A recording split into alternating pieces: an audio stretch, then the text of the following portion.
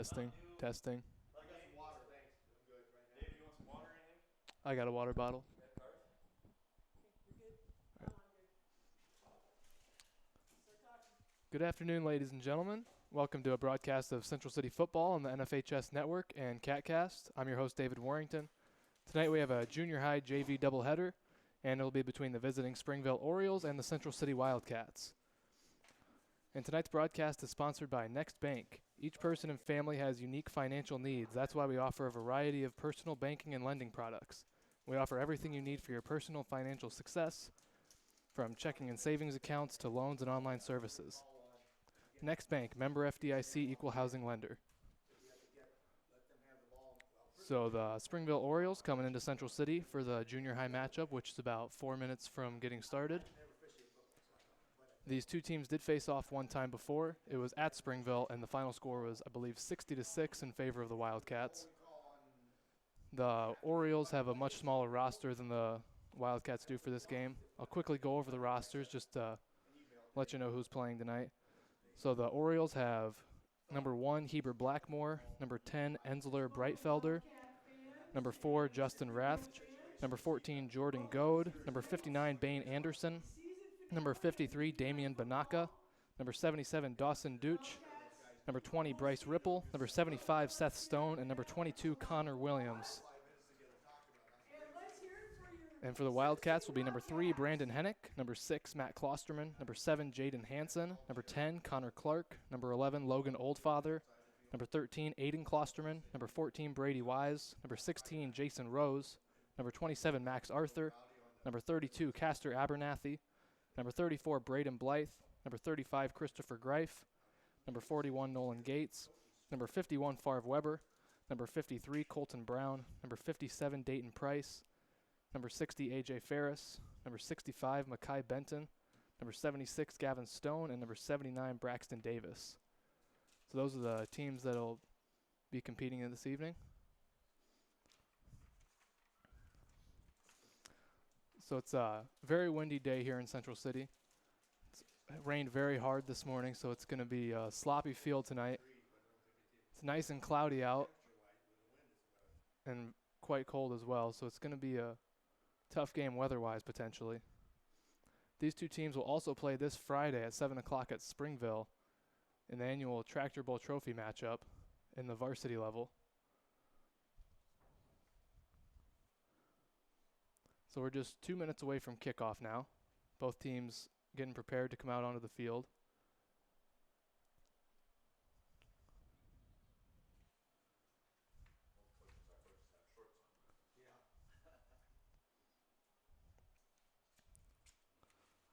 I'll give one more quick shout out to Next Bank. Next Bank combines the values of a locally owned, independent Eastern Iowa community bank with expanded services and the latest technology to meet our customers' fast-moving lifestyle. Bank on your success with Next Bank, member FDIC, equal housing lender. So thank you once again to Next Bank. And the Wildcats are coming onto the field. It appears that they are going to be receiving the opening kickoff. Oh, correction, they're going to be kicking off.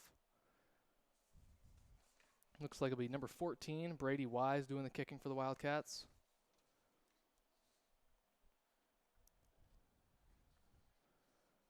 So we got 1 minute on the clock before the game is set to get underway. Coaches for the Wildcats at the junior high level are John Byers and Cody Ratliff.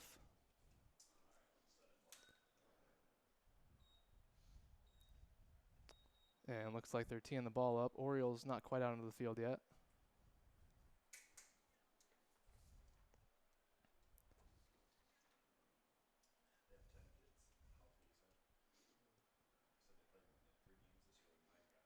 And junior high level plays 8-minute quarters, so it'll be 4 8-minute quarters when we get things underway here tonight.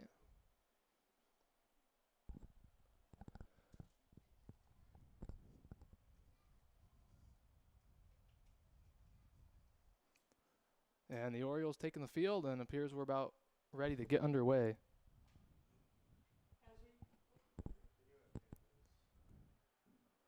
As we get ready to start the game, the Wildcats will be kicking off.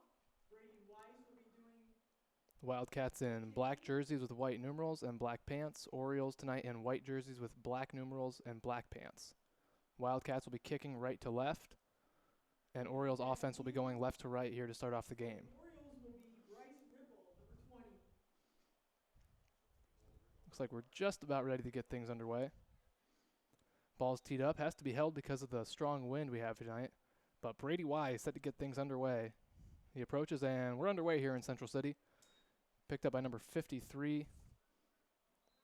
That's Damian Banaka, and no return, so Orioles take over 1st and 10 inside the 30. Damon Bennica, who received the kickoff. The Orioles. Looks like they're going to be about at their 33-yard line, where they'll set up shop 1st and 10. They're on 33-yard line.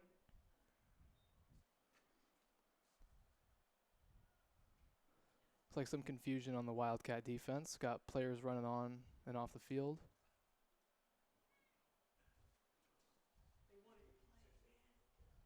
Now Orioles break the huddle, and we're about to get underway. It is number 14, Jordan Goad, under center at quarterback. He's going to take the snap. He's going to look to pass. Mekhi Benton with some pressure, and he's going to be taken down for a sack.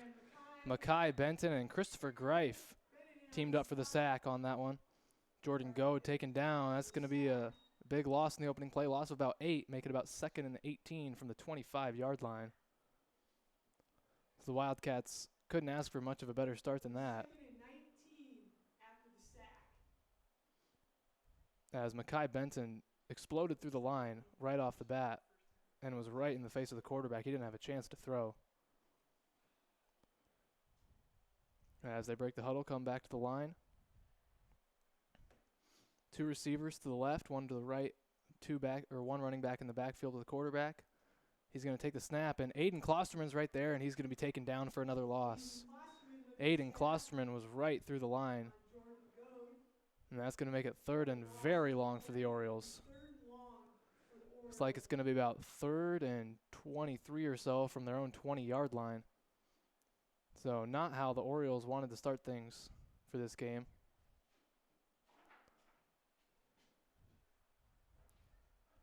As the quarterback runs back into the huddle with the play. Wildcat defense has exploded through the line in the first 2 plays. Looks like Aiden didn't look like he had anybody touch him on that last play as the the Orioles break the huddle.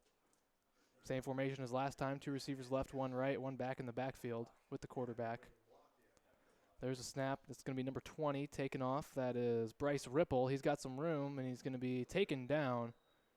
Decent game, but it's going to bring up 4th and long. It looked like Aiden Klosterman once again in on that tackle. Now it's Bryce Ripple on the carry. It's going to be out 4th and 11 from their 32-yard line. So a nice pickup on that play, over 10 yards, but it's going to be 4th and long.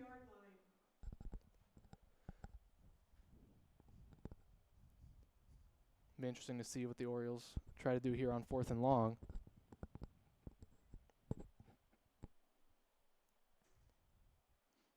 They break the huddle. Man, they're in that same formation. Looks like they might be going for it. And indeed they are. Number 20, Bryce Ripple, once again takes it to the outside, but he's met by Matt Klosterman right away. His brother Aiden there to finish it off. And that's going to be a turnover on downs, and the Wildcats are going to take over 1st and 10 in Oriole territory. They're going to be right around, looks like the 32-yard line. Wildcats have it 1st and 10 in Oriole territory. And the Wildcats set to run their first play. Oriole defense looks very confused, and Aiden Klosterman is going to take the handoff. And some nice blocks, and he's going to, looks like, yep, he is going to go into the end zone. First play for the Wildcats is a touchdown. Aiden Klosterman runs at 32 yards, untouched for the Wildcat touchdown. So the Wildcats go up 6-0 early, and they'll go for the 2-point conversion.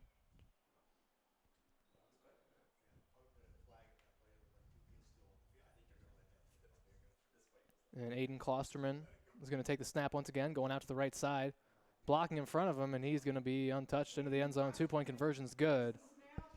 With 6 minutes to play, our score, Wildcats 8, Orioles 0.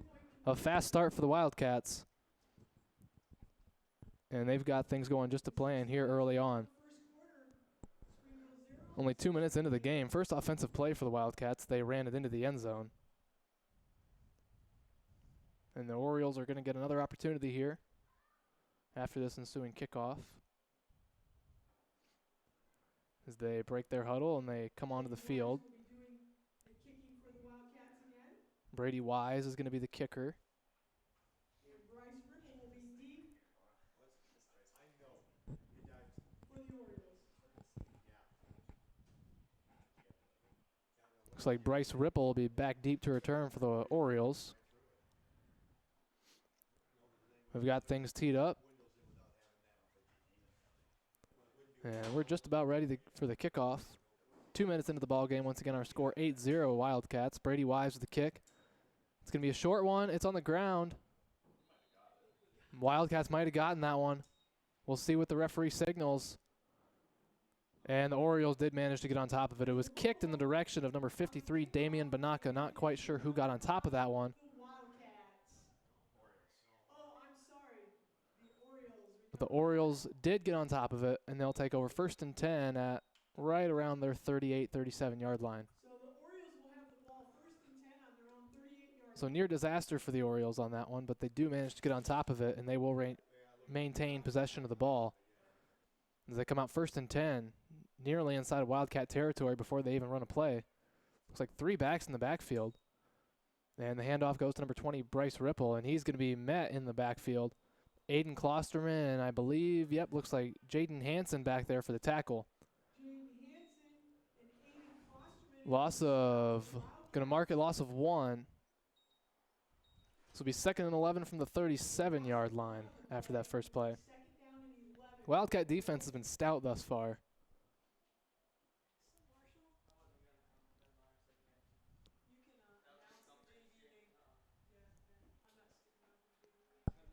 And they break the huddle. Orioles coming to the line. They've got 2 receivers to either side. Nobody in the backfield other than the quarterback. And looks like some movement, but nothing called. That's number 14. And Makai Benton is back in there for a big sack. Makai Benton once again breaking through the line. Takes down number 14, Jordan Goad, for the loss. And it's going to be 3rd and long once again for the Orioles. There's a sack on the play. And it looks like they're moving back to about their own 31-yard line. 3rd and about 17. Orioles will have it 3rd and 17 from their own 31-yard line. Orioles have struggled to move the ball so far. Wildcat defense has looked very good. Once again, they're in that 0 formation. 2 receivers to either side, 3 down linemen. Quarterback is going to throw, and that's going to be incomplete, in and out of the hands of Bryce Ripple. And it's going to be 4th and 17 for the Orioles. 4th down and 17. So last time on 4th and long, they went for it. We'll see what they do this time around.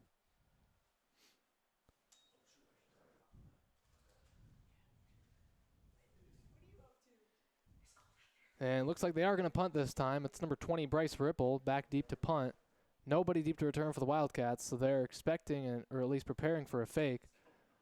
There's a snap. It's a nice punt. It's going to take an Oriole bounce as well, and it's going to get down just shy of the 10-yard line, right about the 12-yard line for the Wildcats, where they'll take over 1st and 10. Pretty deep inside their own territory. Much worse field positioning than last time around. Wildcats will take it over 1st and 10. So 1st and 10 from their own 12. As Wildcats come right on the field. So far they've ran 1 offensive play and they have 1 touchdown. So they'll see if they can keep that going on this play.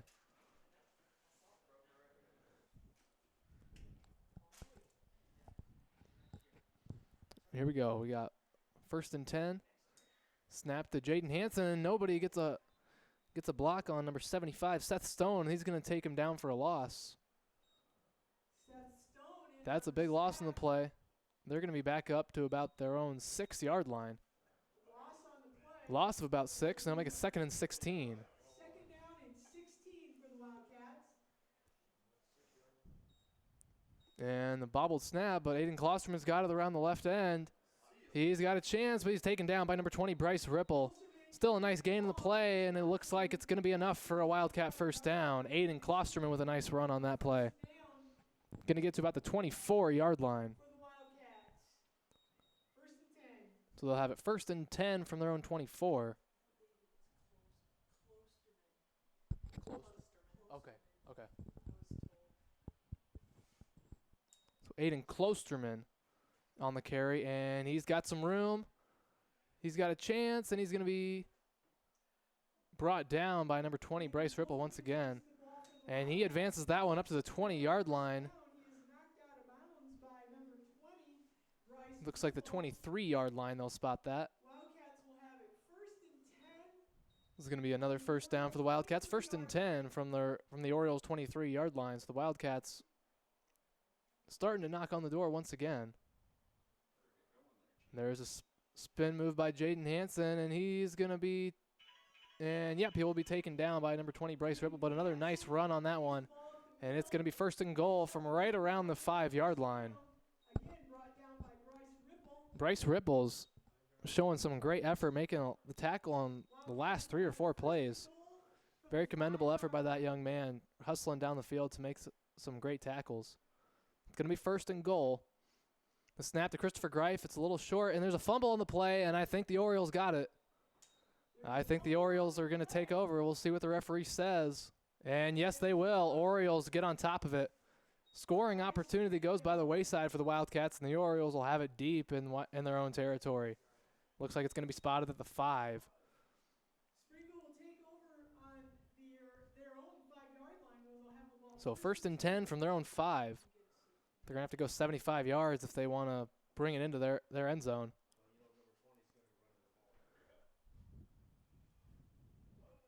And our bench just fell over, so that shows you how windy it is. Very windy evening here in Central City as the Orioles come to the line. Looks like they're in a ram formation, and the quarterback's going to sneak it, probably just hoping to avoid a safety, as they are pretty deep in their own territory. But looks like he's going to get 2 or 3 yards, so not a bad job. I believe that was number 14, Jordan Goad, on the carry that time. Carries the ball. And looks like it's going to be about 2nd and 7 from their own 8-yard line. 2nd down and 7 for the Orioles. You could probably get about a 70-yarder if you got that wind behind you today. And they break the huddle, coming to the line once again. Staying in the ram formation. Fullback and running back, and they're going to stay with the same play. Quarterback sneak. This one's going nowhere. Maybe got a yard that time. Looks like they gave him 2. It's going to be 3rd and 5 from their own 10-yard line after that one. Jordan Goad, once again the ball carrier. Met right away a big pile of Central City and Springville players in on that one. And it's going to be about 3rd and 5 from their own 10. From the 10-yard line.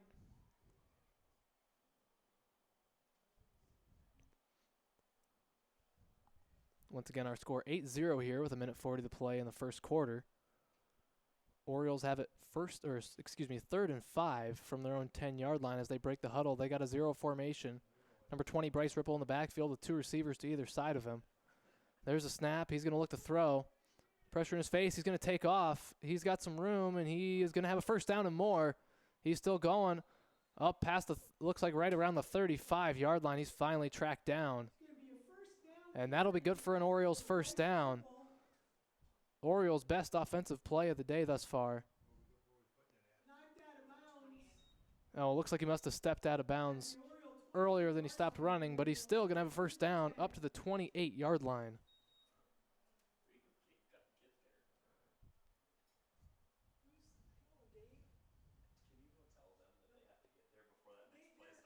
And 1st and 10. There's a snap. Ripple to throw. He gets it off, and Jordan Goad to the catch, and he's got room to run.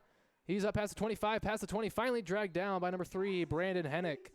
Inside the 20-yard line, and just like that, the Orioles are moving. Orioles offense all of a sudden looking pretty darn good. A nice throw from number 20, Bryce Ripple, to Jordan Goad.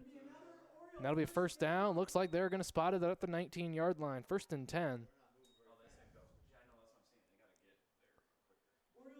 And Orioles, after being shut down on the offensive side of things thus far, now looking like a decent ball club.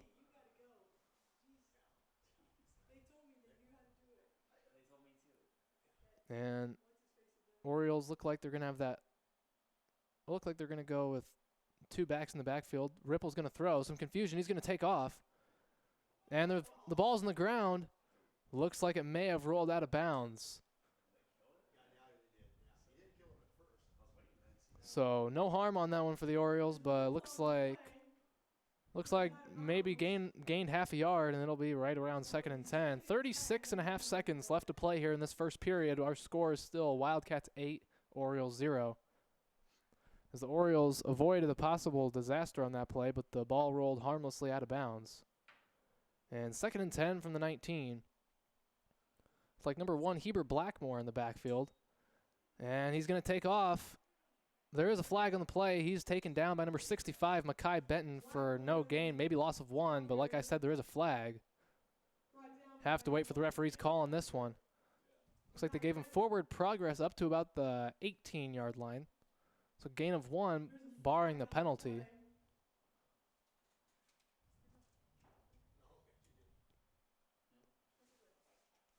Referees in the huddle right now trying to decide what the call will be. And it is going to be a face mask against the Wildcats, so not good for the Wildcats. Face mask is going to move things up half the distance to the goal.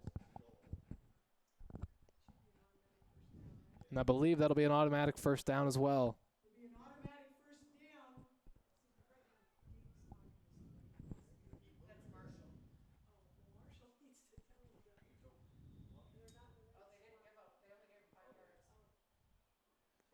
And looks like it is going to be third down, so no automatic first down. They're at about the 10, 11-yard line. And a QB sneak. And they're getting pushed backwards. Nothing going on that play. I believe it was Heber Blackmore on the carry, and that'll bring up a 4th and short as time's about to run out here in the first quarter. 4th down and about 2. And that is going to be the end of the first quarter. After 1 quarter of play here in Central City, our score, Wildcats 8, Orioles 0.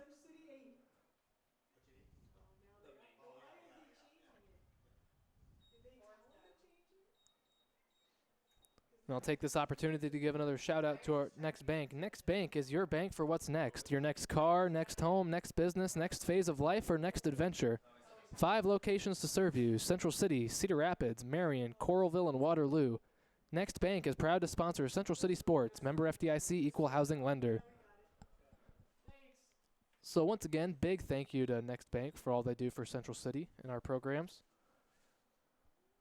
So 8-0 our score.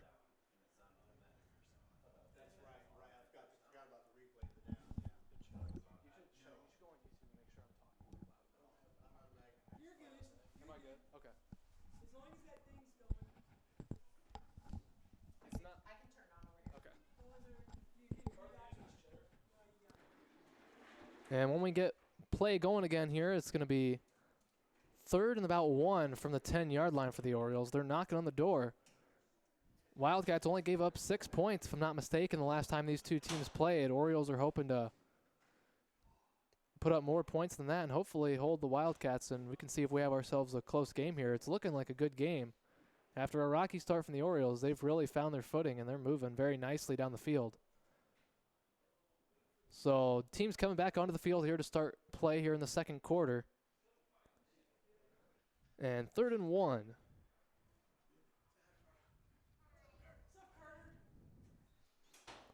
Orioles in the huddle. Just getting ready for this 3rd and 1 play. They take the line. And Heber Blackmore is going to be under center at quarterback. Number 20, Bryce Ripple, is also in the backfield. And Heber Blackmore is going to take the carry. And he looks like he got it, but there is a flag on the play. And false start is going to be called against the Orioles. That's a killer. They had 1st and goal, but now they're going to have to back up 5, and it's going to be about 3rd and 6 after the 5-yard off or false start penalty.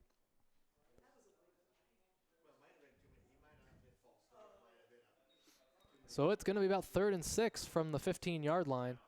And timeout Orioles. They want to talk things over here before this 3rd and medium play. They had the first down, but they couldn't. But they called the false start. So with 7:54 to play here in the second quarter, our score: Wildcats 8, Orioles 0. After the timeout, it'll be 3rd and 6 from the 15-yard line. Let's take this opportunity to give another shout out to Next Bank. Next Bank is a financially strong community bank. Invested partnerships help their customers achieve what's next for their finance dreams. Next Bank has 5 locations to serve you: Central City, Cedar Rapids, Marion, Coralville, and Waterloo. Member FDIC, equal housing lender.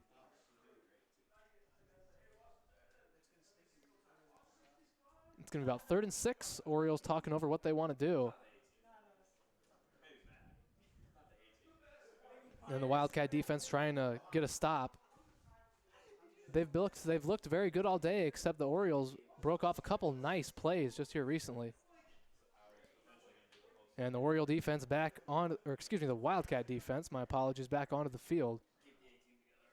Orioles still talking it over, and now they're going to break their huddle. Coach is headed back to the sidelines, and they're coming on for this 3rd and 6 play.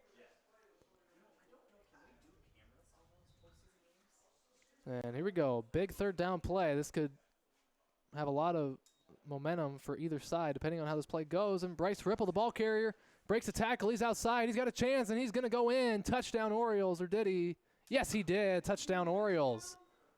Bryce Ripple, the ball carrier, and he goes around the right side, broke a couple tackles, and he's going to go in. And a 2-point conversion would tie things up with 7:45 to play here in the second quarter. 8-6 our score as it stands right now. Orioles with a chance to make it a tie ball game on this 2-point conversion play. Wildcat defense has been struggling to stop the Oriole offense after a fast start by the Wildcat defense. And they break the huddle. Orioles in white come up to the line. They've got one receiver out to the left, a quarterback with a back to either side of him. It's going to be Bryce Ripple once again, and he's going to be stopped. I believe number 35, Christopher Greif, was in on the tackle, among other Wildcats. 2-point conversion's no good. With 7:45 to play in the second quarter, Wildcats maintain the lead 8-6 over the Orioles. And the Wildcat offense will get another opportunity. Last time around, they got it down inside the 10-yard line, up about the 5-yard line of the Orioles, but they could not punch it in. A fumble on a snap out in front of the fullback caused a turnover. And they're going to attempt to get things going positively for them here on this ensuing kickoff. Orioles going to kick off for the first time today. Wildcats kicked off to start things.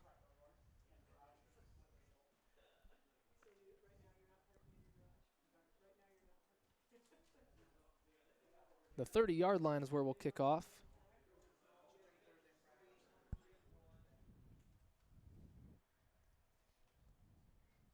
Wildcats have 4 men on the front line. Got 3 players behind them on the 30, and Aiden Klosterman is back at about the 10 to return anything deep. Looks like kicking is going to be number 75, Seth Stone, I believe, will be doing the kicking duties for the Orioles. He's setting the ball on the tee. Once again, it's going to have a player holding because of the strong winds here in Central City this evening. And Seth Stone boots it back. It's a decent kick. Going to be fielded by Aiden Klosterman at about the 15-yard line. He's going to take off over to the right side. And he's going to be pushed out of bounds right around the 33-yard line. That was number 14, Jordan Goad, that pushed him out. And that's where the Wildcats will start things off here for this possession. 1st and 10 from their own 33-yard line. Aiden Klosterman with a nice return of about 18 yards.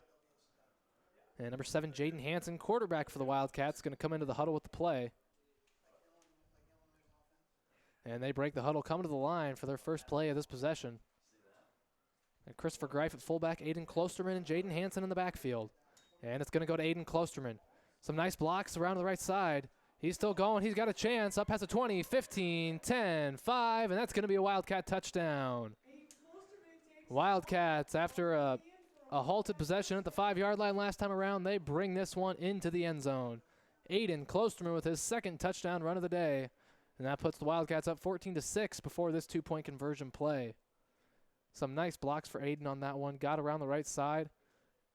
Only had one man to beat, and he zoomed past him for the touchdown. And the 2-point conversion attempt. Same formation as last time with the fullback and 2 backs in the backfield ready to receive the snap. And this one's going to go to Aiden once again. He's going to the right side, and he's in for the 2-point conversion. And with 7:29 to play here in the second quarter, that's going to make our score Wildcats 16, Orioles 6. So after the Orioles put up 6 points, the Wildcats respond quickly. Aiden Klosterman with a brilliant run into the end zone, very well blocked, and he's just was faster than the guy chasing him down, and that's going to be a touchdown. And now the Wildcats going to be kicking off. The Orioles they're down 10 at the moment, trying to stay in this ball game. If they put it together a possession like last time, we could have ourselves a very nice ball game on our hands. They looked very good driving right down the field. And number 32, Castor Abernathy will be holding. Number 14, Brady Wise to kick off for the Wildcats. The Oriole return team makes their way onto the field. Orioles will set up with 4 men right on the 40-yard line. Then we'll have three guys on the 30 and a man deep right around the 25-yard line. And Brady Wise going to tee it up, and the kick is up, and that one's going to go right out of bounds. He couldn't keep that one in bounds and goes out of bounds right around the 30-yard line. See what we'll do after the kickoff goes out of bounds.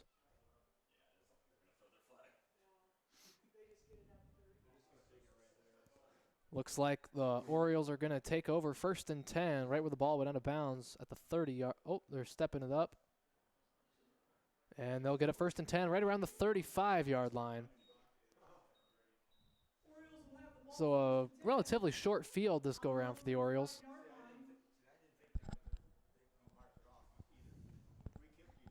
As Jordan Goad, the quarterback, comes into the huddle. Orioles break the huddle, and they're going to try to see if they can repeat their last drive where they punched it into the end zone for the score. They have a receiver out to the left side, 3 backs in the backfield. And that one's going to go to number 14, Jordan Goad. There's a fumble in the play. Looks like the Orioles got back on top of it, but it was just a bit of a high snap. Wasn't quite handled right, and Heber Blackmore is able to get on top of that one. So the Orioles do manage to hang on, but it's going to be a loss on the play. Loss of about 4. That'll make it 2nd and 14 from their own 31-yard line. The snap was bobbled just a bit, and the Wildcat defense was in there in a hurry.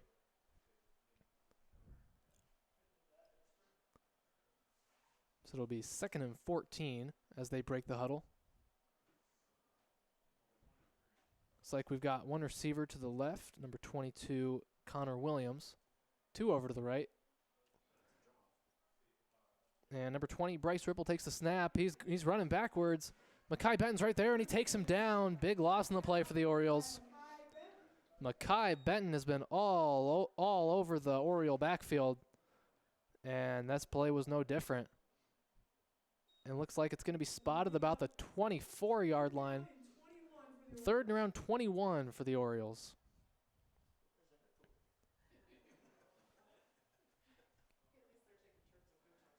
And the Orioles come to the line on this 3rd and long. They've got 2 receivers to either side. Quarterback all by himself in the backfield. He's going to throw, and the pass is going to fall incomplete. Several players got a hand on it, including 2 Orioles, but it will fall harmlessly to the ground, and that's going to bring up 4th and very long for the Orioles. 4th and about 21. And you have to assume the Orioles will punt this one away.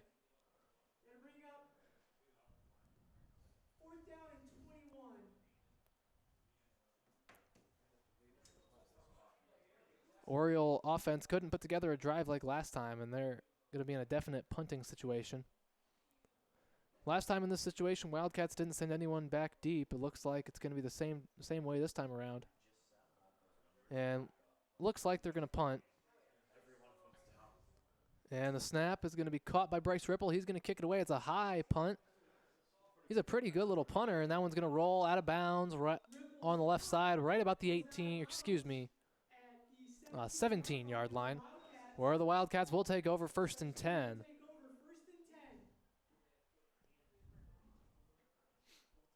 And the Wildcat offense running onto the field.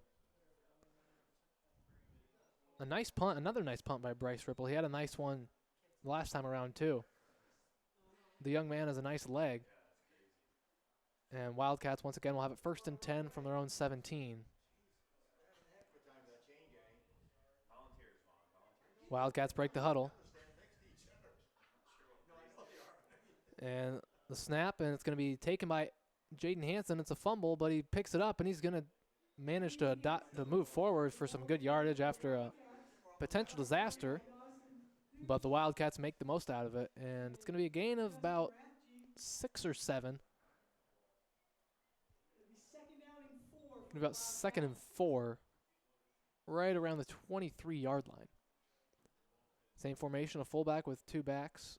And it's going to be a handoff. Aiden Klosterman going over the right side. He's got one man to beat, and he's at the 20, 15, 10, 5, taken down by number 20, Bryce Ripple, inside the Wildcat 5-yard line. Once again, great hustle by this young man. He's been hustling his way down the field for several touchdown-saving tackles. But the Wildcats will have it 1st and goal right around the 5-yard line.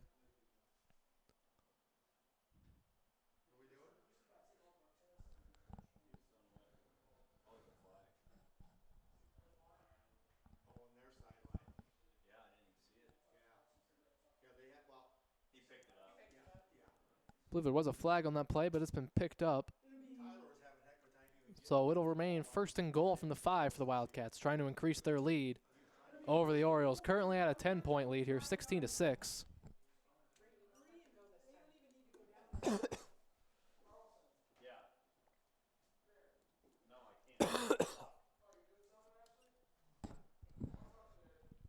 And it'll be Jaden Hansen. He's going to run it into the end zone for the touchdown.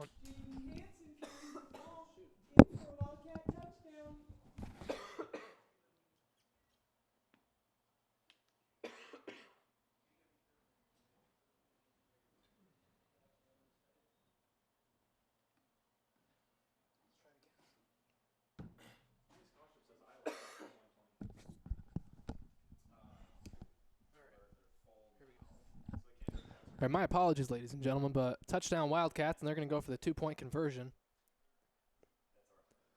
Have Jaden Hansen and Aiden Klosterman in the backfield. It's going to be Jaden Hansen hanging on to it, and he's going to run over his own teammate, and he's going to go into the end zone. 2-point conversion's good. And that'll increase the Wildcat lead. 24-6 is our score here with 4:39 left to play in the 2nd quarter. Wildcats put together a nice drive. Jaden Hansen runs over his own teammate, but he does manage to bring it into the end zone. So once again, 4:39 left to play here in the 2nd period.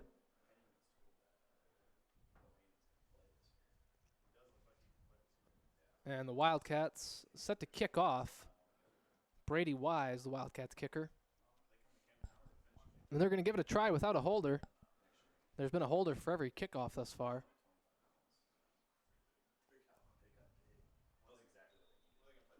Same 4-3-1 return look for the Orioles. And Brady Wise approaching the ball. It's up in the air, a short little pop-up fielded by number 4. That was Justin Rathja. And he's taken down. And Orioles will take over 1st and 10, just shy of the Wildcat territory, right around their own 37-yard line.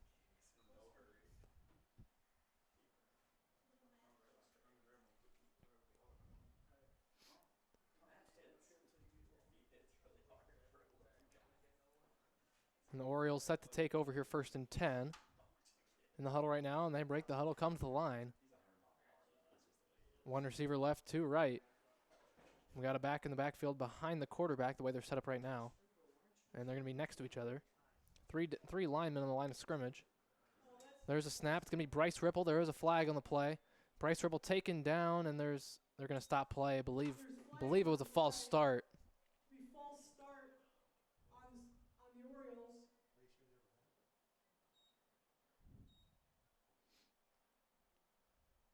Waiting for an official call, but that is what it appears to be. And yes, it is. False start. Going to move it back 5. And that'll make it.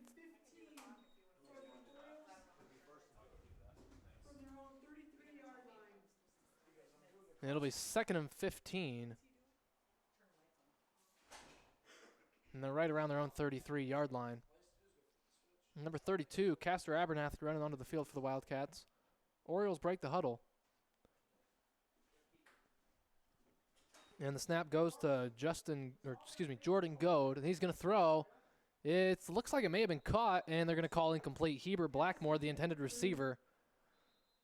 And that's going to fall incomplete. And the Orioles are going to take their 2nd timeout here in the 1st half. With 4:22 remaining in the second quarter, our score, Wildcats 24, Orioles 6. The Orioles. There is a timeout on the field.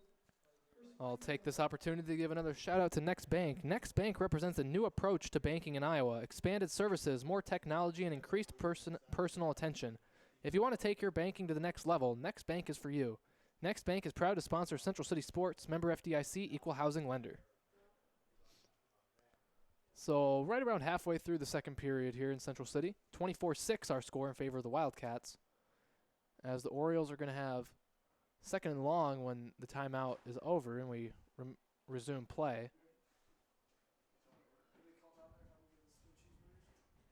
And the Wildcats break their huddle. They're ready to play some more defense, making their way onto the field.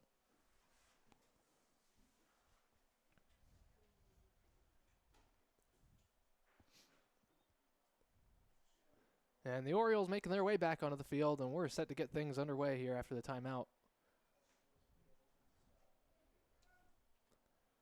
And the Orioles are going to have one receiver out to the left, two to the right, two in the backfield with three down linemen. The snap, it's a high one to Bryce Ripple. He's going to pass. He looks to throw. It's a nice throw. Number 22, the intended receiver. That was Connor Williams, but it'll fall harmlessly to the ground. And it'll bring up 3rd and 15. And the looked to be a well-thrown ball, but it ended up being just a bit off the mark. And that'll bring up 3rd and long for the Orioles. They've been in this situation before. They've made some nice plays, but they've also been stopped. And they'll try to see if they can draw up something out of the playbook for this 3rd and 15 situation. And the Orioles break the huddle once again, coming up to the line. They're in the same formation. Bryce Ripple lined up at quarterback. He's going to take the snap, and there's a fumble. And it's going to roll around, and it looks like it may have been recovered by his number 79, Braxton Davis. He does have it. And the Wildcats are going to get possession of the ball. Braxton Davis, the Wildcats' nose guard, is able to get on top of it. And the Wildcats will take over 1st and 10, right around the Orioles' 28-yard line. Great field positioning on this drive for the Wildcats as they'll start things off as they come up to the line.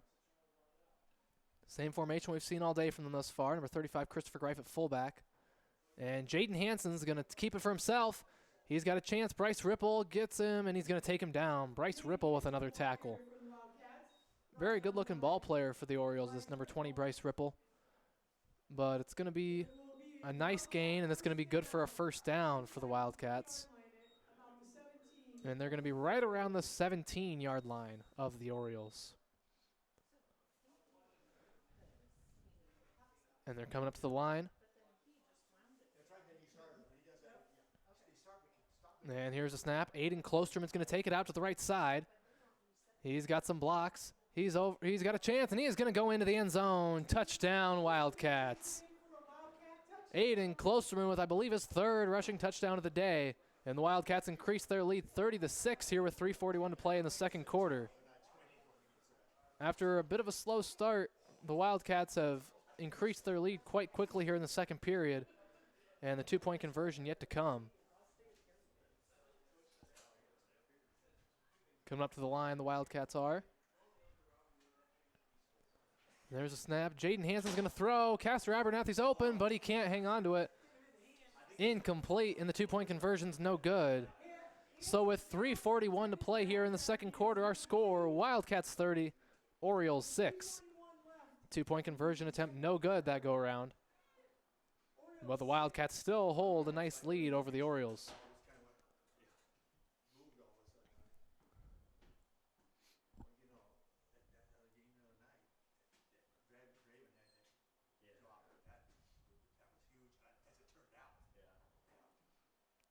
And Brady Wise teeing things up for the Wildcats. Gonna do the kicking duties once again. Brady Wise will be kicking off for the Central City Wildcats. Orioles maintain the 4-3-1 return, expecting a short little pop-up, which is what we've seen thus far. There's the kick, and it is indeed just that. And it's on the ground. Nobody's going for it, and the Wildcats are going to get on top of it. Number 32, Castor Abernathy, hustles down to the right side of the field for the Wildcats, and he gets on top of it. And the Wildcats will take over possession of the ball. It went past the Oriole front line, but I don't think they noticed quite how short it was.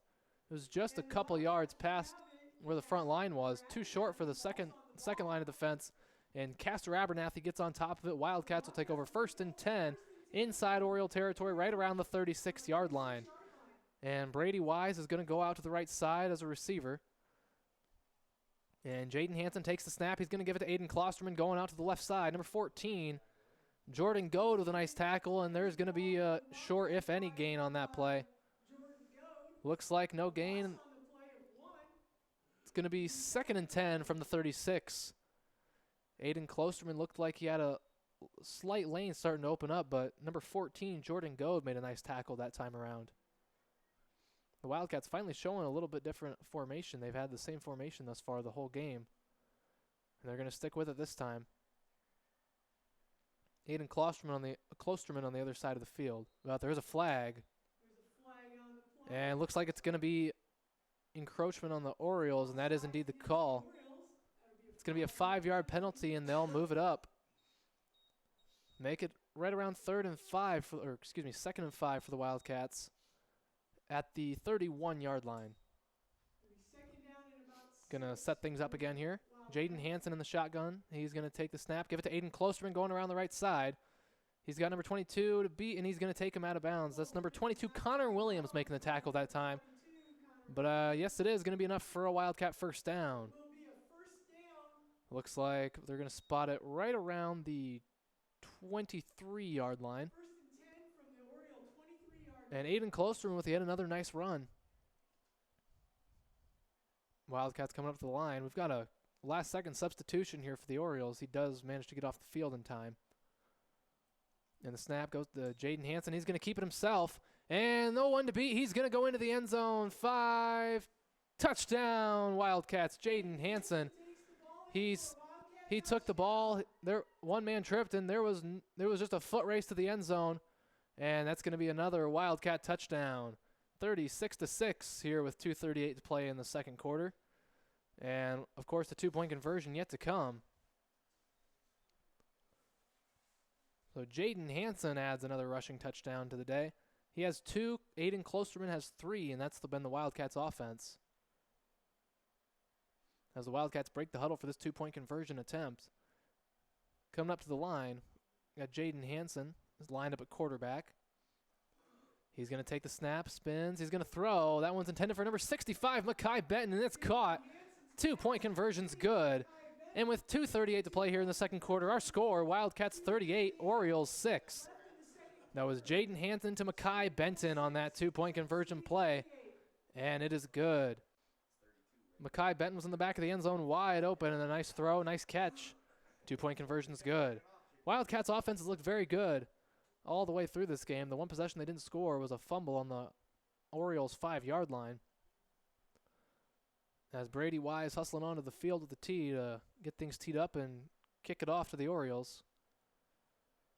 The Wildcats managed to recover the onside kick last time around. And Brady Wise sets up. Here comes the kick. It's a bit farther than the other ones. It's going to be on the ground. Number 20, Bryce Ripple, is going to return it. And he breaks one tackle. He's going to be pushed out of bounds by number 7, Jaden Hanson. Bryce Ripple on the return. It's going to be 1st and 10 from their own 30-yard line for the Orioles. There is 2:32 remaining here in the second quarter.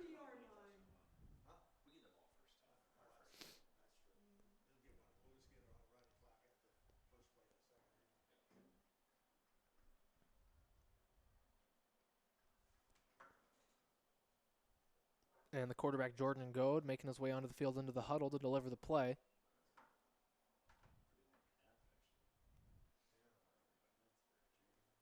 And the Orioles break the huddle. 1st and 10 from their own 30-yard line. And looks like they're going to throw the flag. False start over on the far side. One of the receivers.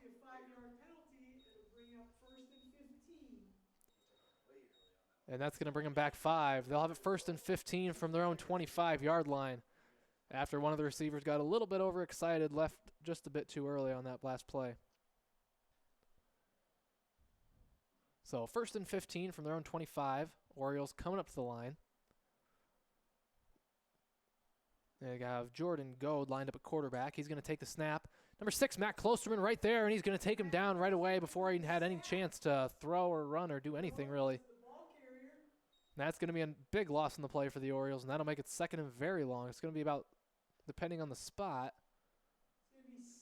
about 2nd and 22 from their own 18-yard line.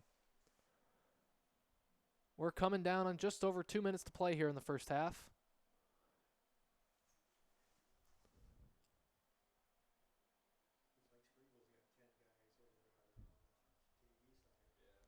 And Bryce Ripple coming into the huddle for the Orioles.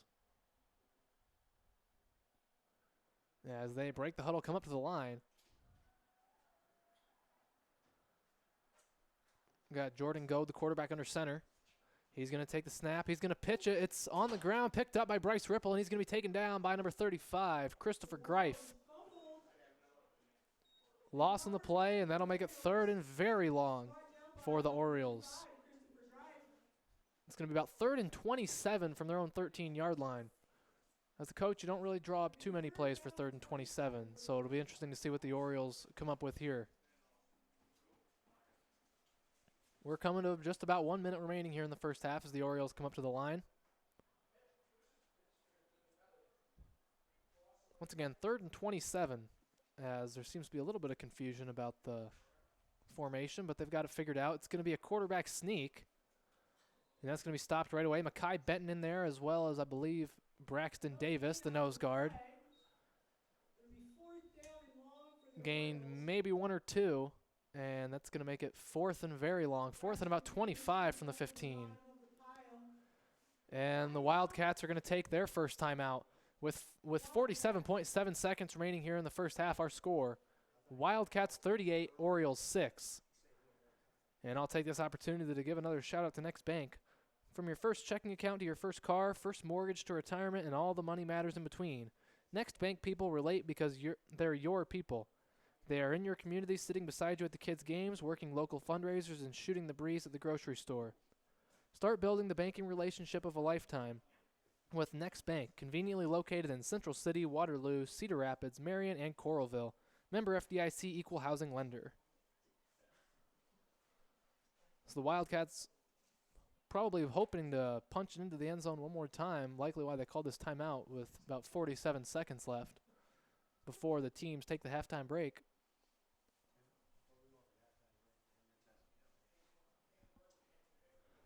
And once the teams resume play, it'll be 4th and 25 from the Orioles' 15-yard line. A definite punting situation for Springville.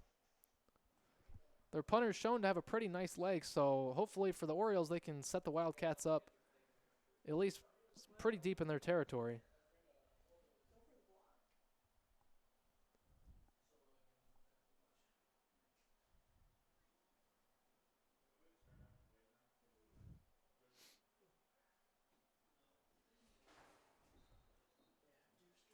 And the Orioles making their way back onto the field, as are the Wildcats, and it's going to be 4th and very long for the Orioles.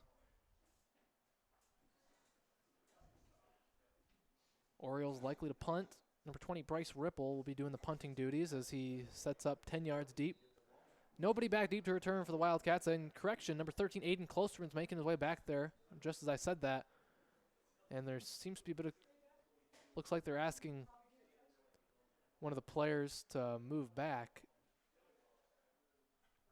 And he does, and we're back ready to get things going. It's a low snap. Bryce Ripple gets the punt off. It's a high, wobbly punt. Fielded by Aiden Klosterman inside the 35. He's taken off over the right side, and there's a flag on the play. Looks like, I believe it was on that block. Aiden Klosterman's still going. He's going to run it into the end zone, but there is a flag, and I believe it's going to be on the Wildcats. Number 7, Jaden Hansen, made what would likely be considered a blindside block, and I think this one's coming back, ladies and gentlemen.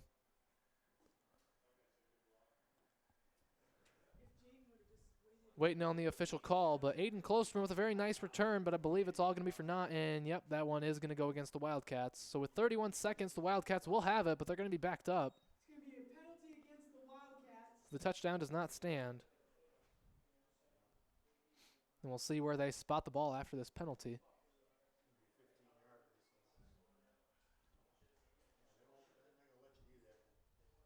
Referee marching off the penalty yardage. Still going back, and it's going to be placed at right around the 26-yard line of the Wildcats, where they will take over 1st and 10. 31 seconds left to play. I believe the Wildcats still have 2 timeouts. And they come to the line. Got Klosterman and Hansen in the backfield. Klosterman takes the snap, going over to the right side. He's got some room. Bryce Ripple right there. He makes a miss. He's got a chance. Heber Blackmore hanging on to him. And number 75, Seth Stone, joins in. And they do manage to track him down. And he's brought an Aiden Klosterman with a nice run on that play. He's inside the 20-yard line, right around the 18 is where the Wildcats will have it. And the Wildcats will use their second timeout in order to stop the clock while they hope to get into the end zone.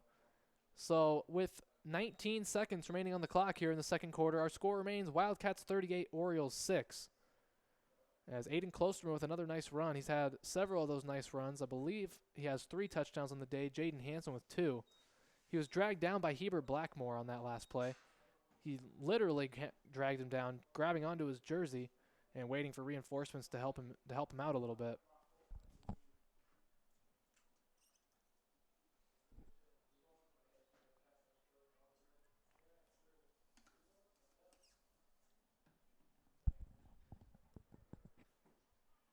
So once again, the Wildcats will have it 1st and 10 inside the Orioles' 20-yard line out of right about the 18. They have time. They have 1 timeout remaining with 19 seconds on the clock. They're going to have to hustle if they want to bring this one into the end zone before half.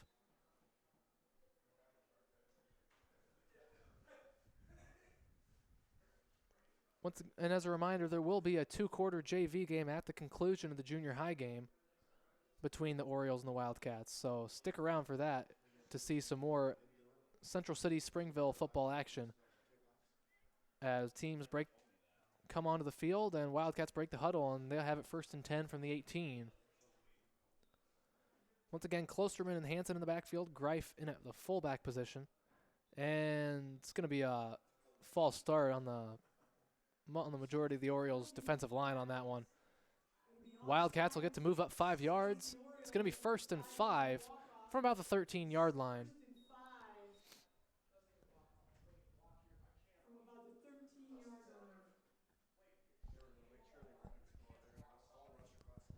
The Wildcats hustle up to the line on this play. 1st and 5 from the 13 of the Orioles. And Klosterman takes the snap. He's going out to the right side. Nobody there in front of him, and he's going to go in once again. Touchdown, Wildcats. Aiden Klosterman with his 4th rushing touchdown of the day. And the Wildcats increase their lead 44-6 here with just 14 seconds remaining in the quarter. As the 2-point conversion yet to be ran. Jaden Hansen hustling back onto the field to deliver the play for the 2-point conversion.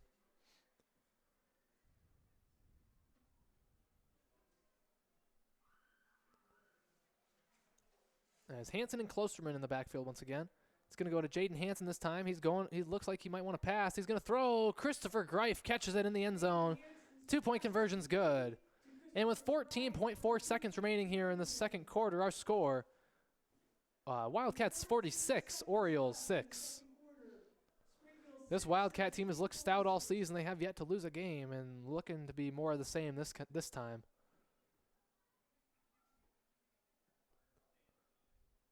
Orioles aren't going to have much time left once they get the ball after this kickoff. Just 14 seconds here before half. And once again, number 14, Brady Wise, will be doing the kicking. Orioles have 4 men right at the 40-yard line. 2 at the 30, 1 at the 25, and 1 man back deep behind the 20-yard line. As Brady Wise set to kick this one off. He puts his toe into it, and it's going to be tracked down by number 14, Jordan Goad, and he's going to just fall on it. 11 seconds remaining here in the first half. And the clock appears to still be running. And that is going to be the half, ladies and gentlemen. At halftime, our score, Wildcats 46, Orioles 6. The Wildcats have been looking very solid thus far. Aiden Klosterman with 4 rushing touchdowns to this point. Jaden Hansen with 2. Bryce Ripple had the sole touchdown for the Orioles, and our score 46-6. We're going to have about 10-minute break here for the halftime. 5 minutes? Looks like we're going to shorten up the halftime break. We got 5 minutes. And I'm going to go ahead and take this opportunity to give another shout out to Next Bank. What are you saving for? What are you saving for? Whether it's retirement, your child's education, a new car, or just a rainy day, Next Bank has the right savings account for whatever's next for you. Next Bank is committed to help you achieve what's next for your financial dreams. Bank on your success with Next Bank, member FDIC, equal housing lender.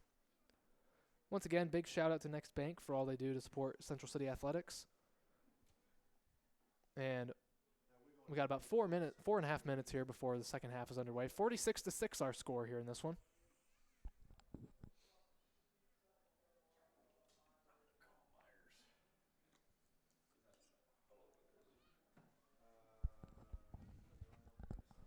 I'm going to take this opportunity to talk a little bit about the game coming up this Friday. Wildcats will be taking on the Orioles in the Tractor Bowl Trophy game.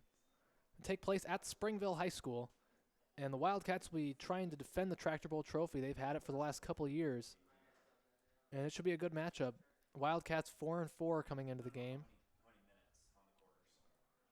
And the Wildcats had a very tough game against Midland this past Friday. Had a 45-24 lead, I believe, or 45-21 lead. But Midland came all the way back 54-45 the final. So the Wildcats 4-4 on the year. Hoping to finish out with a winning record this coming Friday. A 500 record cannot be set for this junior high Wildcats team. They've been looking very good here tonight and all season with an undefeated record. And it's been more of the same tonight, 46-6, once again, our halftime score.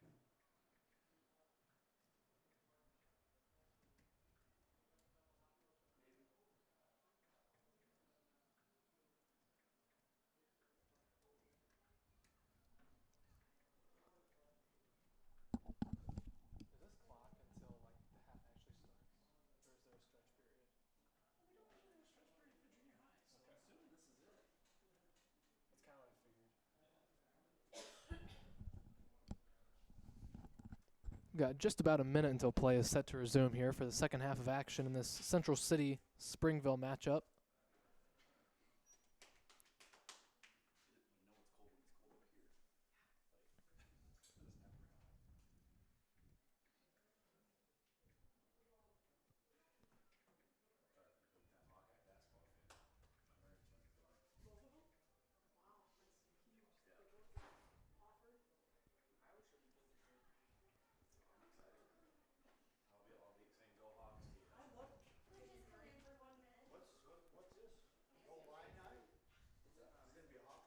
And the Wildcats getting stretched, ready to begin the second half.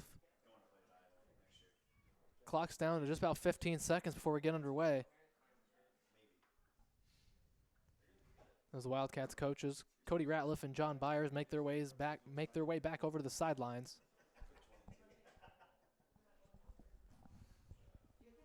And we have zeros in the clock. Second half just about to get underway.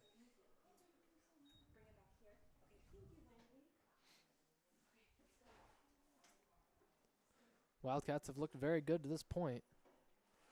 Orioles defense has struggled to stop the run game of the Wildcats.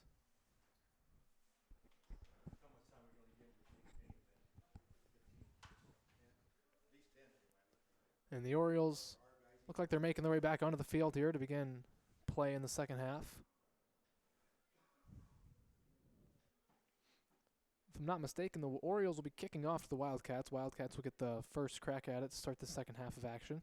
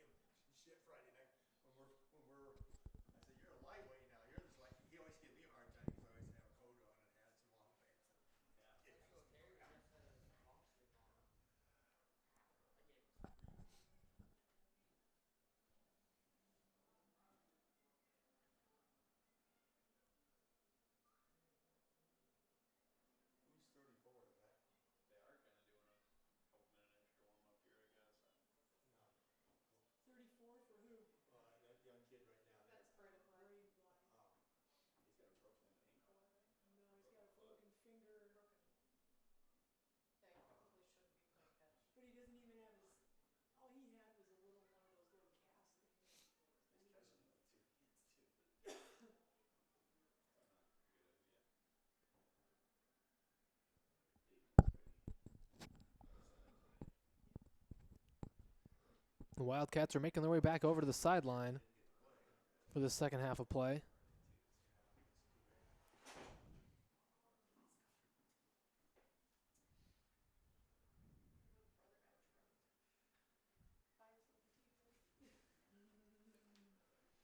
Wildcats heading back onto the field. So now we run it as soon as it's kicked off and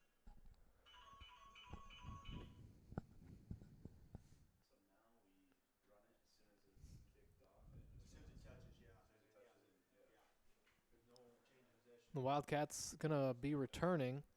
They will receive this kickoff. Aiden Klosterman, number 13, is gonna be back deep to receive. And the Orioles gonna make their way onto the field.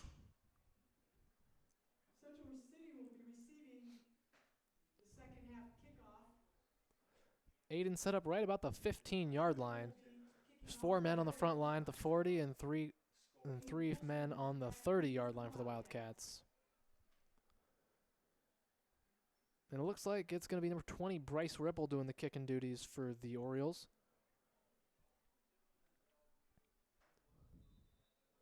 And we're all set to get action underway here in the second half. Bryce Ripple with the kick. It's a roller right back, and it's going to be picked up, going around the right side. And he's going to be taken out of bounds. That was number 16, Jason Rose, on that return. Jason Rose with the return for the Wildcats. And the Wildcats will set up shop, 1st and 10, Knocked out of bounds. right around the Orioles' 36-yard line. Wildcats will have it 1st and 10. Number 7, Jaden Hansen, leading the Wildcats into the huddle. And they come to the line for this 1st and 10. Jaden Hansen, the quarterback in the shotgun. There's a snap. It's a high one. It's given to number 13, Aiden Klosterman, over to the left side. And he's going to be run out of bounds by number 75. That was Seth Stone on the play. By Seth Stone. No Looks like he has no gain, and it's going to be 2nd and 10 right around the 36-yard line. The high snap kind of threw off the timing of that one a little bit. Looks like there wasn't blockers in play. And no gain that time. Wildcats coming back to the line.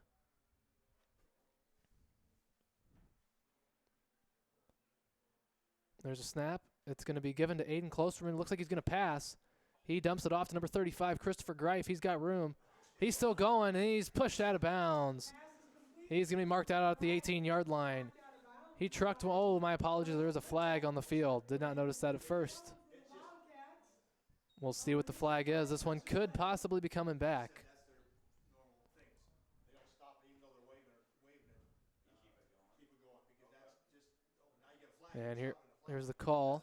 I didn't see. I thought you were talking about that. I didn't see the flag. My bad. You're right. The flag. Yeah. I didn't hear that. I'm sorry. Yeah, the flag. You're right. They do stop it on the flag. Looks like it's going to go against the Wildcats, and they're going to march them back.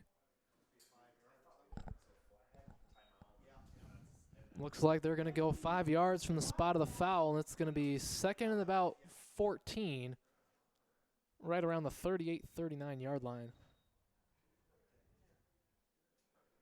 Wildcats coming up the line. Jaden Hanson's in the shotgun. Receiver Brady Wise out to the left side. Here's a snap, spin. Jaden Hanson's going to hang on to it, and he's going to be dragged down. No, he breaks the tackle. He's still going over on the right side. He's got room to work, and he's pushed out of bounds at the 29-yard line.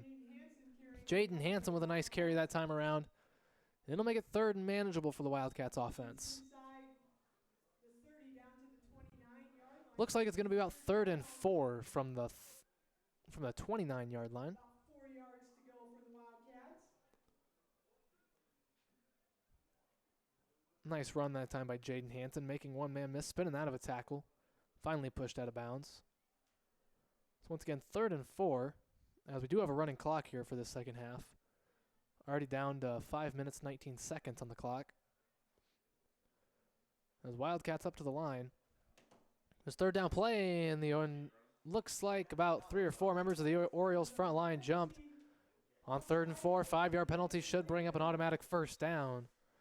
And the Wildcats will have a fresh set of downs this time. It's going to be marched up right around the Wildcats will have a 23-yard line. 1st and 10. on the Oriole 23-yard line. So the Wildcats will have a fresh set of downs. And looks, they got him again. That Oriole front line jumps once again, and that's going to be another 5 yards, so they'll have 1st and 5. Timeout, Springville. And timeout Orioles. You can't imagine the Oriole coaching staff's going to be very happy after 2 consecutive jumps offside by the Oriole front line. So likely what he wants to talk about.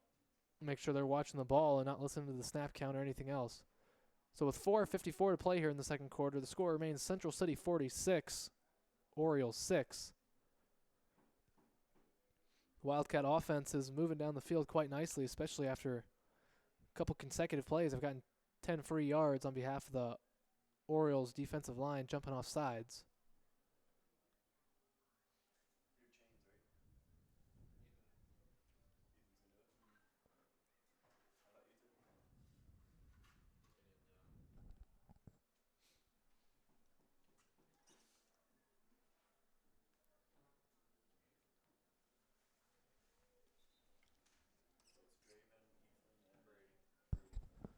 Teams making their way back onto the field, and we're going to have 1st and 5 right around the 18-yard line of the Orioles.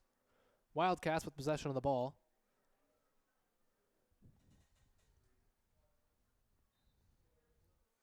And we're ready to go.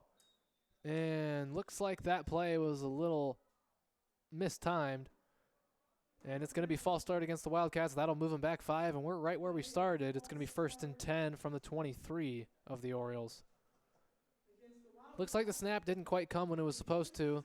The backfield movement was going, the other linemen were going, but the snap hadn't gone yet.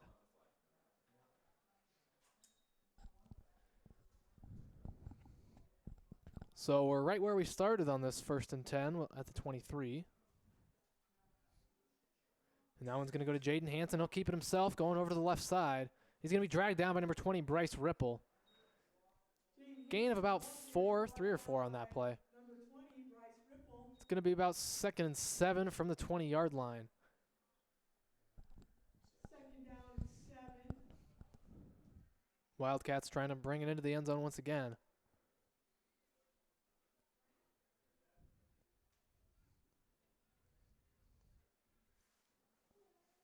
There's a snap taken by Jaden Hansen. Handoff to Aiden Klosterman going up the middle. He's got a chance, and he will. Touchdown, Wildcats. Aiden Klosterman with his 5th rushing touchdown of the day. And that increases the Wildcats' lead 52-6 here before the 2-point conversion. Aiden Klosterman having a very nice game. And the Wildcats come to the line for the 2-point conversion attempt. Jaden Hansen takes it. He keeps it himself, and he's going to be dragged down short. I believe that was number 75, Seth Stone. 2-point conversion's no good. With 4:04 to play here in the second quarter, our score, Wildcats 52, Orioles 6. Conversion is no good with 4:04. Is it 40? It's 4 minutes yet? Yeah. With 4:04 left in the third quarter. Springville 6. The Wildcats going to be kicking off once again to the Orioles. Brady Wise, the kicker, setting the ball up. Orioles return team making their way onto the field. Give these phone numbers to you in about 30 years. I'll need them. For Medicare. If there still is any when you get that. Well, every year between, Oriole return team set up, and we're about to resume action here in Central City. Brady Wise with the kick. It's an onside dribbler recovered by Seth Stone. He picks it up, and there's no one in front of him. And looks like he's going to go into the end zone. Touchdown, Orioles. The onside kick, a disaster for the Wildcats. As number 75, Seth Stone, picks up the onside kick, made it through the line, and there was nobody there to stop him all the way into the end zone for the touchdown. So the Orioles get on the board once again, 52-12 our scores. The Orioles attempt a 2-point conversion play.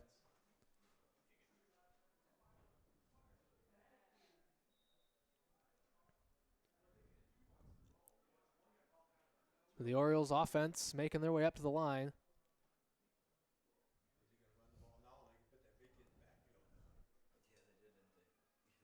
And here's a snap. Bryce Ripple going out to the right side. And he's going to get in. 2-point conversion's good.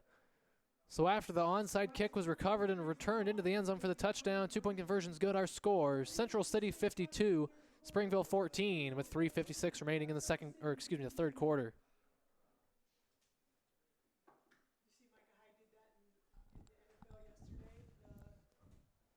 Number 75, Seth Stone, looked like Micah Hyde on that play. Buffalo Bills cornerback, former University of Iowa player. And he did the same thing on yesterday on Sunday, returned a kickoff or an onside kick attempt into the end zone for the score. So now Orioles are gonna have to kick the ball back to the Wildcats after that score. 52-14 with just under 4 minutes to play here in the third quarter.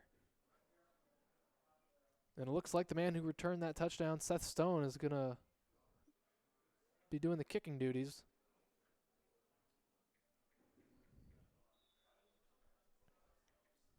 We're set to resume play. Seth Stone has the ball teed up. He gets a boot into it. Aiden Klosterman bobbles it, but he picks it up, and he's got a little bit of room to work. Going out to the right side, trips up and stays on his feet. Number 20, Bryce Ripple's right there, and he's going to bring him down right around the 35. Looks like they're going to spot it at the 36-yard line. So Aiden Klosterman on the return that time. Wildcats are going to take over 1st and 10 from the Orioles' 36-yard line. So another possession inside of Oriole territory for the Wildcats.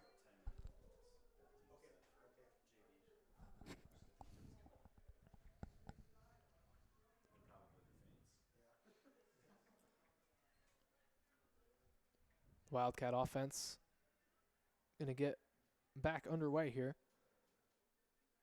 Looks like they may be starting to bring in some subs. We've got number 6, Matt Klosterman at quarterback. So a couple subs into the game and a little slip up there. Nothing hurts. Back up onto his feet as play begins. And that's going to be number 16, Jason Rose with the carry, going out to the left side. He's got a little bit of room to work, and he's going to be dragged down. He's still going, still on his feet. He's fighting for every yard. Very nice run by Jason Rose. He is eventually, I believe, dragged out of bounds. But a nice run on that play. Good fight to stay up on his feet.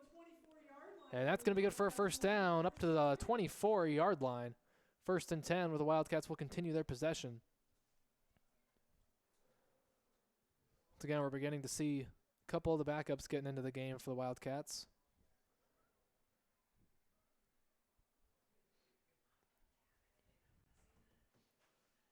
And here's a snap. Number 6, Matt Klosterman's going to spin and keep it himself. And a nice run. He's finally dragged down. He's going to get up to about the 11-yard line, and that's going to be good for another Wildcat first down. 1st and 10 from the 11.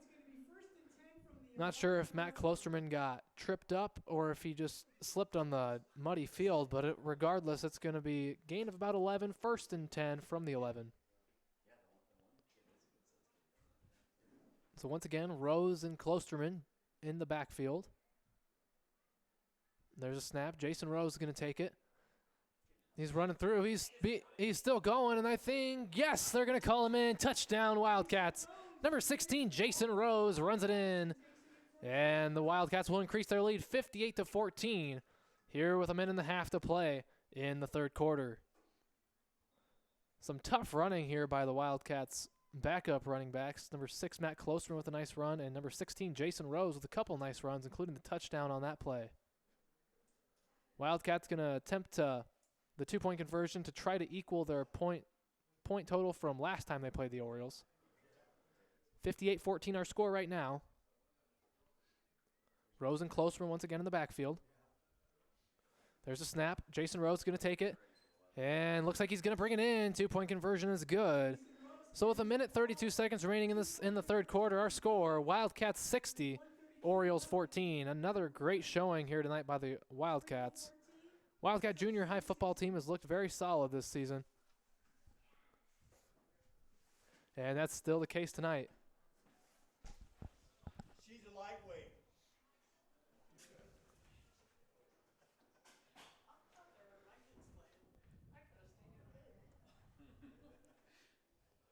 So Brady Wise is going to tee things up. He's been a busy man doing the kickoffs. And we're set to resume play with a minute and a half remaining here in the 3rd quarter. Brady Wise with the kick. It's going to be picked up by a number 14, Jordan Goad. He gets a hold of it. He's going left, stops, turns back, goes right. He's got a little bit of room. Makai Benton over there, and he's going to drag him out of bounds. And a good return there by number 14, Jordan Goad will set up the Orioles nicely. 1st and 10 from their own 39-yard line, just outside of Wildcat territory. Correction, looks like it's going to be spotted at the 38-yard line. 38-yard line, 1st and 10. Running clock here, we're just right at 1 minute remaining.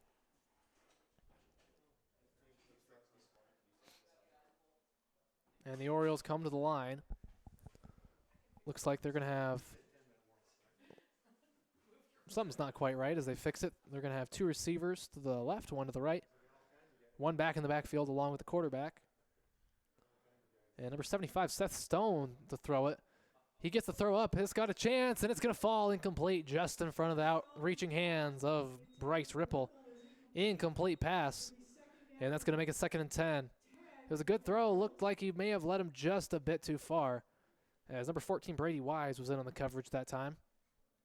So I believe that is more than likely going to be the last play of this 2nd quarter. Or Orioles might try to run one.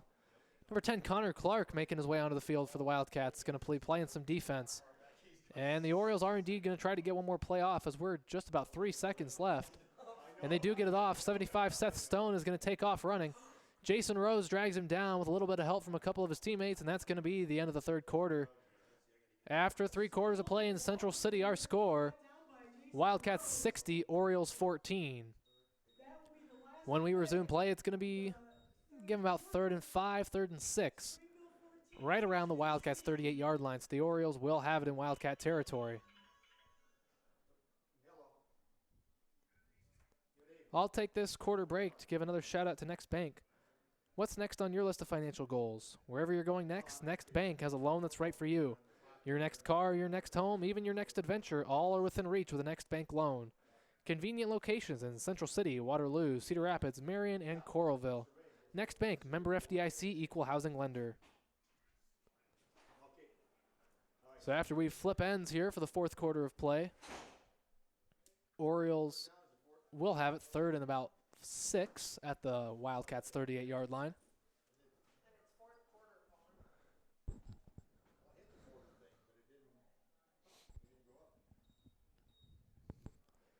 Wildcats defense making their way back onto the field. Unfortunately, I think they're lined up on the wrong side of the field. They're on defense. Some subs in here that aren't quite sure what's going on. Bit of confusion right now. Prevent defense. And yep, both teams were lined up on the wrong side, so we'll flip things around and get it back underway, 3rd and 6 at the 38-yard line.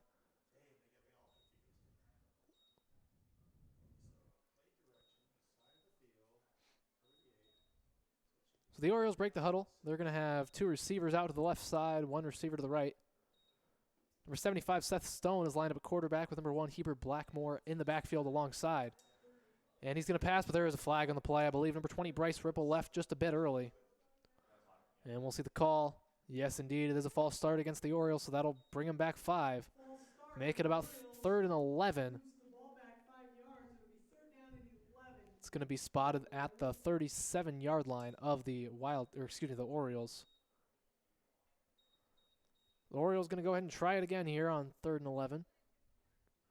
Seth Stone in the shotgun at quarterback. He's going to pass. Seth Stone's pass, the wobbly one, but it's going to be caught by Bryce Ripple. And he's still going. He's going to be dragged down by number 32, Castor Abernathy, but looks like he did get just enough for that first down. First down for the Orioles. So a nice first down conversion on that play. Looks like the ball is going to be spotted at about the 31-yard line as we move the chains for a first down. It'll be 1st and 10 from the 31. Orioles coming up to the line now.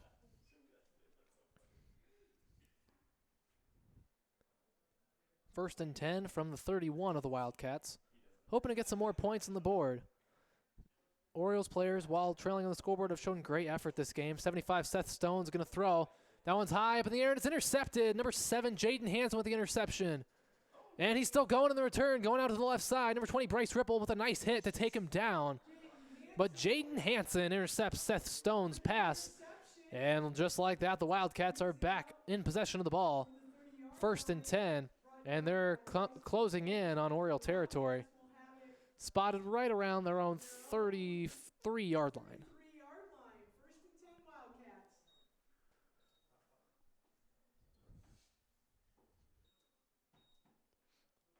And the Oriole defense takes the field. Number 6, Matt Klosterman, running onto the field with a play.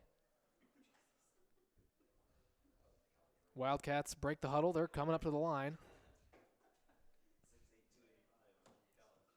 Looks like Rose and Klosterman still in the backfield. And there's the snap. Matt Klosterman will hang on to it, but Seth Stone is right there. Must have been a missed block, missed assignment, something going wrong there for the Wildcats, and that's going to be a big loss on that play. Loss of just about 5. Looks like it's going to be about 2nd and 15 from the 28. As number 10, Connor Clark, running into the huddle. Number 60, A.J. Ferris, hustling his way off the field.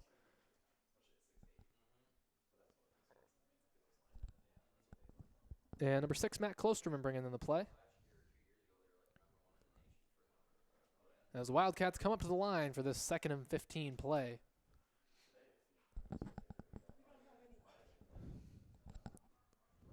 Wildcats getting set up.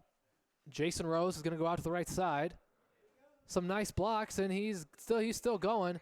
And he's going to go all the way, ladies and gentlemen. 20, 15, 10, 5. Touchdown Wildcats. Jason Rose runs it into the end zone. Some nice blocks. He ran past the Oriole defenders.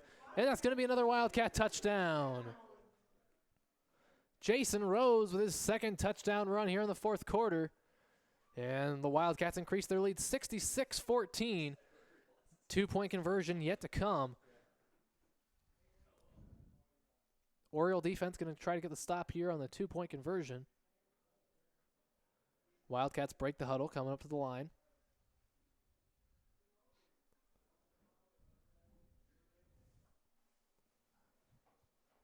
And it's going to be Jason Rose. He fumbles it. He picks it up. He's still going, but he's taken down by number 75, Seth Stone. Jason Rose, the ball carrier, but he couldn't quite hold on to the snap. And the 2-point conversion is no good. So with 4 minutes and 58 seconds remaining in the fourth quarter, our score, Wildcats 66, Orioles 14. Left in the fourth quarter. Central City 66, Springville 14. Yeah, just tell them right at the end of this half. And the Wildcats going to be kicking off once again. Orioles going to be returning. Number 14, Brady Wise, once again doing the kicking duties.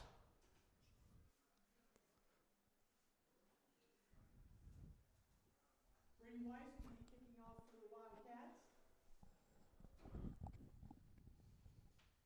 And we've got a late substitution, number 76, Gavin Stone, making his way onto the field for the kickoff.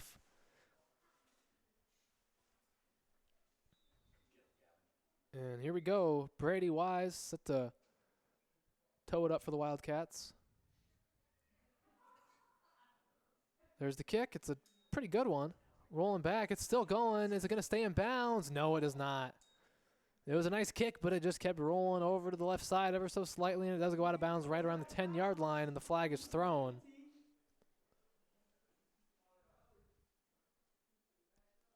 Flag is thrown for the kickoff out of bounds. We'll see what they decide to do here after the out-of-bounds kick.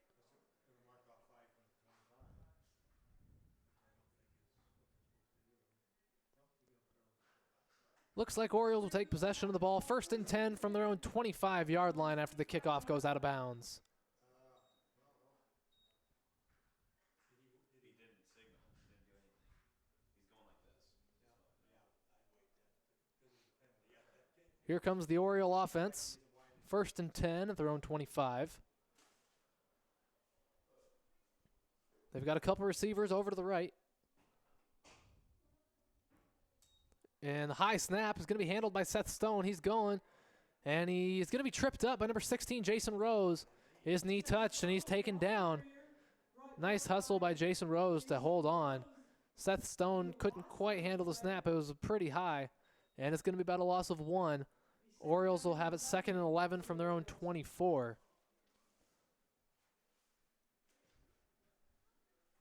We've got just under 4.5 minutes remaining here in this junior high contest. 66-14 our score. Wildcats up over the Orioles. As the Orioles come up to the line once again, we've got 2 receivers to either side. Quarterback all by himself in the backfield. I believe it's number 20, Bryce Ripple, in the backfield. And a high snap. He's going to hang on to it, though. He's going to throw. He gets it off. It's a pretty good throw, and it's going to be caught by number 4, Justin Rathje. And he's finally taken down by number 6, Matt Klosterman. And number 32, Castor Abernathy. But a nice throw and catch there for the Orioles, and they're going to have a nice offensive play up to the Wildcats' 30-yard line. They're just 30 yards out of the end zone. 1st and 10 from the Wildcats' 30. We're down to 3:40 to play here in this game. Wildcats defense trying to maintain the 14-point total for the Orioles.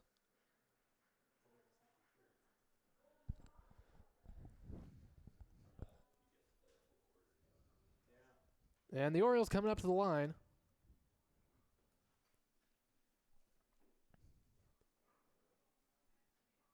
One receiver over to the right. Number 20, Bryce Ripple, is going to take off, and he's going to be forced out of bounds. Number 6, Matt Klosterman, and number 32, Castor Abernathy, were in the area. And a gain of, say, 3. It'll be about 2nd and 7. Ball spotted right around the 27-yard line of the Wildcats.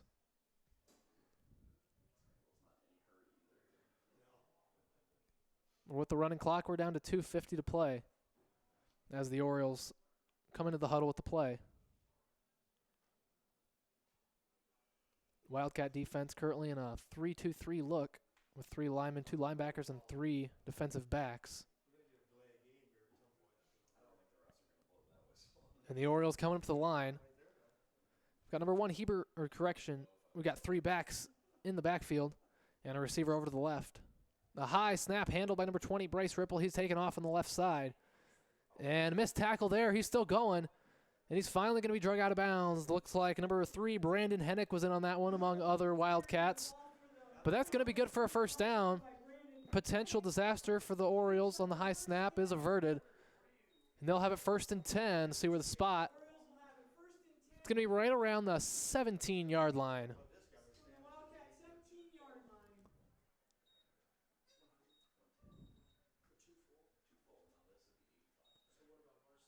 So number 20, Bryce Ripple, he's a good young ball player. He's made some very nice plays for the Orioles today. Another one right there. Handled the high snap and made good yardage over on the left side. Nice run, finally drug out of bounds. And the Orioles coming up to the line.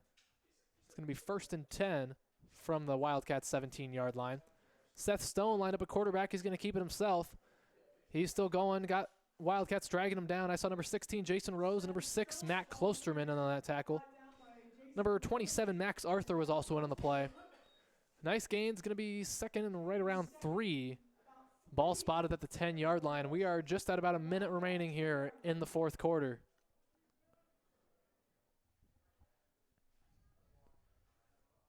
Orioles break the huddle, coming up to the line. And there's going to be 1 receiver over to the left side. Snap taken by number 20, Bryce Ripple. He's going out to the right side, but he's taken down in the backfield by number 16, Jason Rose. Loss in the play, and that's another tackle for loss for Jason Rose on that play.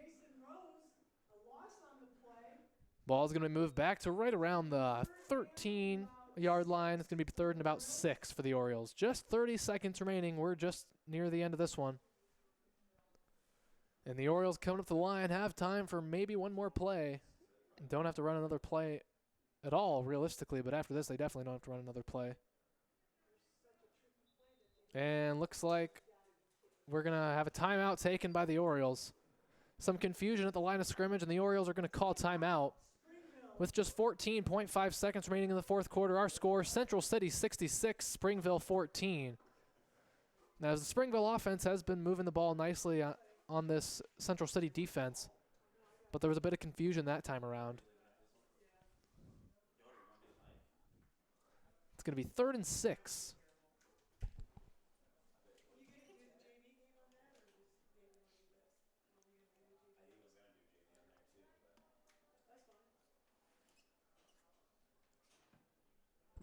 And now the Orioles making their way back onto the field. The Wildcat defense doing the same.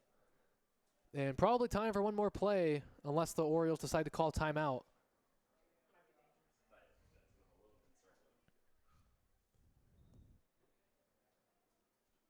And 2 receivers to either side.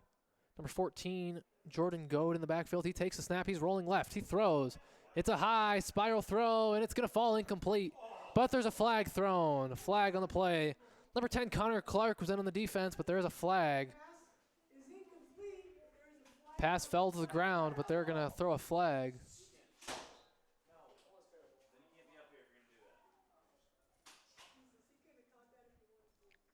And they're going to call that against the Wildcats, I believe, pass interference. And if I'm not mistaken, that's going to be half the distance to the goal. As they're marching it up ever closer to the end zone. And it's going to be placed right around the 6-yard line. Only 7.8 seconds remaining. As the clock's running, so they're going to have to hustle if they want to get off one last play. There's the snap. Bryce Ripple takes it. He's going out to the left side. He's got a chance, but Connor Clark in his way, and he's not going to be stopped. As the clock hits 0, Bryce Ripple runs it into the end zone for another Oriole touchdown. And that makes the score 66-20. And I believe we still run the 2-point conversion despite the fact that there's no time. Oh, doesn't appear so. And that's going to be the ball game, ladies and gentlemen, on the final touchdown as the clock hits 0 by Bryce Ripple. The final score will be Central City 66, Springville 20. Very well-played game by the Wildcats. Their offense looked very good. Aiden Klosterman had about 5 touchdown runs. Jaden Hanson with 2, and Jason Rose off the bench also had 2. We have the handshake line. Also, very commendable effort by the Orioles. They were undermanned with only 10 players coming into this game. But the players they did have played very hard, gave a good effort. And despite the scoreboard not going in their favor, I have to give it up to the Orioles. Very nice effort this time for the Orioles. So very nice job to both the Wildcats and the Orioles, as the Central City Junior High Wildcats finished their season undefeated. And now we have the JV Orioles and Wildcats set up. So we're going to have a 2-quarter game. It's not going to be a full 4-quarter game due to both teams being slightly undermanned. But the Wildcats and the Orioles have another matchup about to get underway. We're going to have about a 10-minute break before the JV game gets underway. And the teams just now making their way onto the field.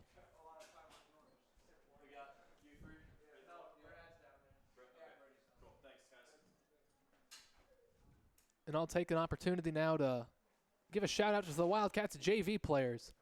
So we have number 12, Lucas Greif, number 73, Caleb Wilson, number 27, Braden Rickles, number 22, Marcus Shellhorn, number 60, Troy Curtis, number 45, Wade Yoder, number 56, Colton Nowadsky, number 81, Elijah Fleming, number 11, Jack Kramer, number 25, Luke Birds, and number 23, Tristan Dedeker.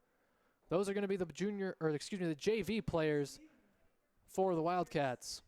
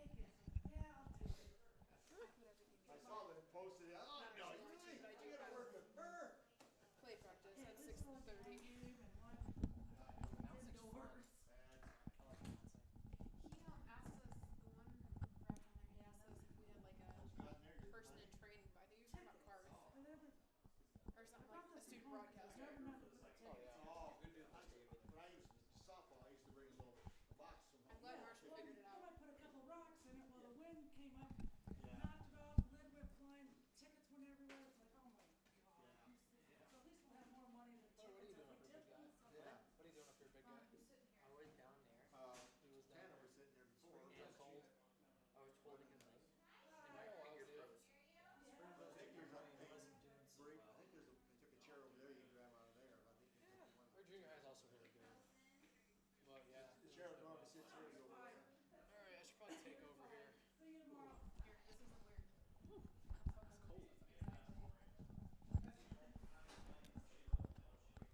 All right, ladies and gentlemen, we have about 4 minutes until things get kicked off for this JV half game. It'll be 2-quarter game. I have a full list of Orioles players, but I don't have a list of JV varsity, so I'll just give a shout out to a couple of the players I see out there. I see number 2, Corey Weber. Number 10, Luke Jordan. Number 24, Brett Kane. I see number 75, Tristan Milanofi. Number 1, Dylan Demeen. Number 53, Jake Hare. Number 21, Kelly Kirchman. Number 32, Tommy Hagensick. Number 88, Travis Evans.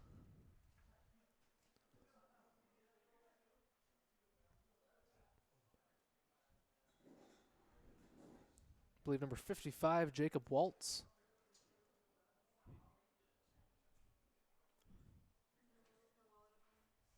Number 81, Caden Weber.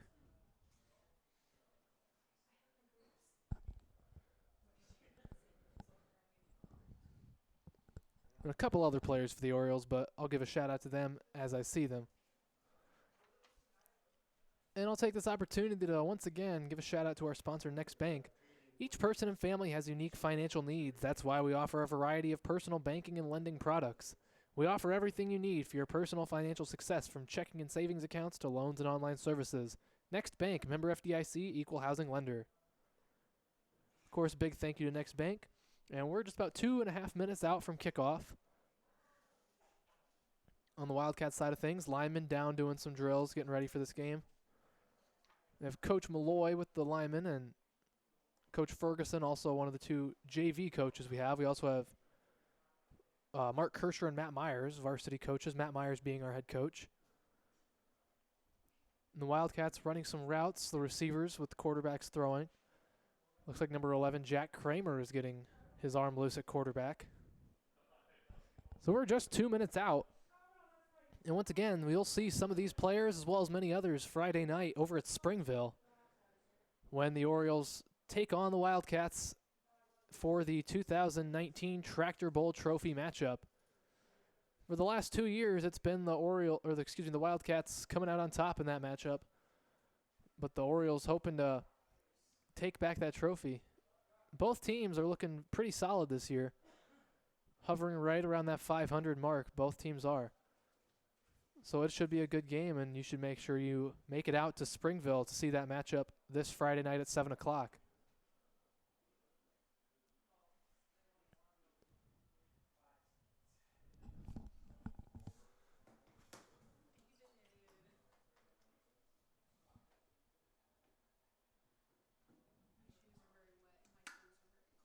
I feel that. Not right now because I'm in here, but I feel that. Like other times.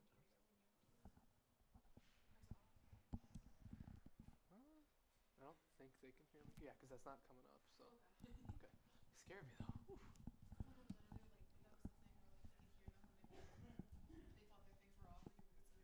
It's not like I said anything inappropriate, but like still, that's a professional.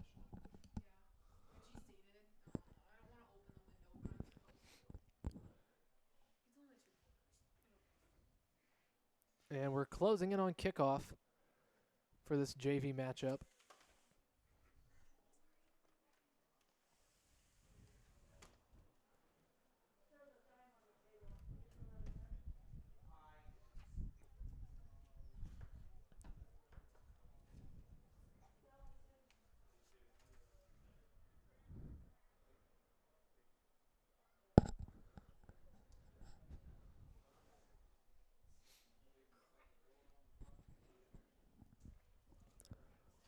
And the clock has hit 0, and we're just about ready to get things underway here in Central City for this JV matchup, the second half of our doubleheader.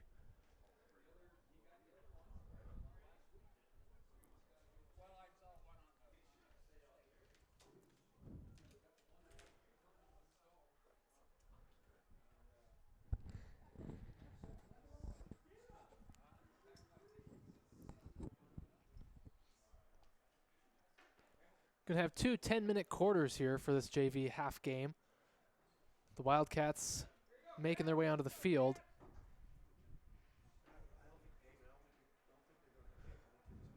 It appears that we're not going to be having any kickoffs tonight. The Wildcats did this for a JV game earlier this season, so we're not going to be having kickoffs for this JV game. Wildcats will take over first and 10 at their own 20-yard line. And the Wildcats will start on offense with the Orioles playing defense. And the Wildcats break the huddle. They've got a wide receiver over to the left side. It's number 11, Jack Kramer, in the shotgun at the quarterback position. He takes a snap. It's a handoff to number 12, Lucas Greif. He's going out around the right side, and he looks like he tripped up. Decent gain there for the Wildcats on their first play from scrimmage, maybe about 2 or 3 yards on that. It's going to be second and about 8 from their own 22-yard line. There was number 2, Corey Weber, was in the area on that last play. Not sure if Lucas got tripped up or if he tripped himself up. It's going to be second and 8. Wildcats coming up to the line. Kramer takes a snap. It's bobbled onto the ground. He's taken off. And looks like he's still going, but he's going to be taken down. The snap looked like it was a bit mishandled. And it's going to be, looks like a loss of 1. Make it 3rd and 9 from their own 21-yard line.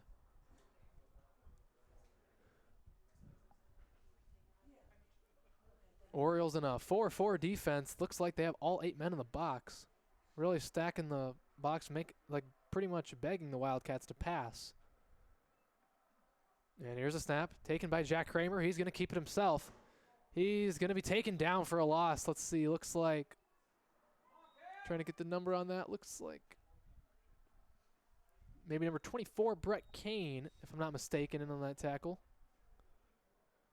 And a loss on that play. That's going to bring him back. It's going to be about 4th and 14 from their own 16-yard line. And we're not going to have any real punts. We're going to have a simulated punt. Wildcats punting it away to the Orioles, who will take over on offense. And it looks like the ball is going to be spotted right around the 35, make it the 34-yard line where the Orioles will take over 1st and 10.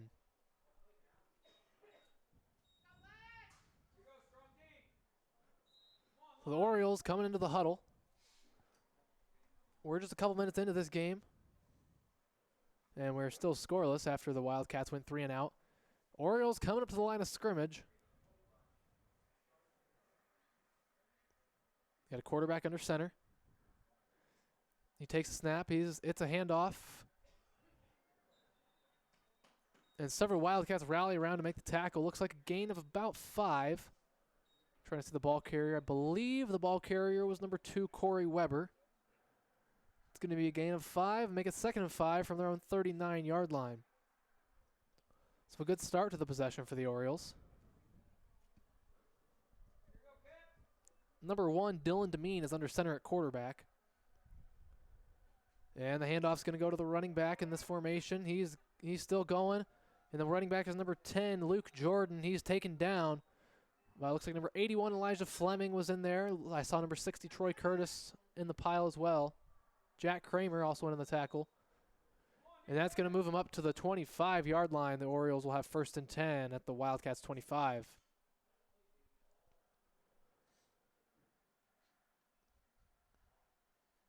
And the Orioles come up to the line. Demeen under center. He's going to take the snap. Handoff goes to Luke Jordan once again, and he's met. It looks like number 45, Wade Yoder, number 60, Troy Curtis, in on that tackle. Stuffed at the line. Gain of about 1, and it's going to be 2nd and 9 from the 24. Orioles barely with a gain of 1 on that play.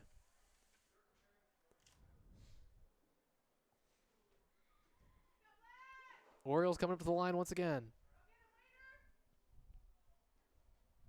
They have it 2nd and 9 at the 24. Wildcats on defense. Pitch outside to Luke Jordan. He's got room around the edge, and it's going to be Jack Kramer meeting him. Elijah Fleming comes in to help finish it off, but there's a flag on the play. As it stands, it's going to be 3rd and short, but there is a flag.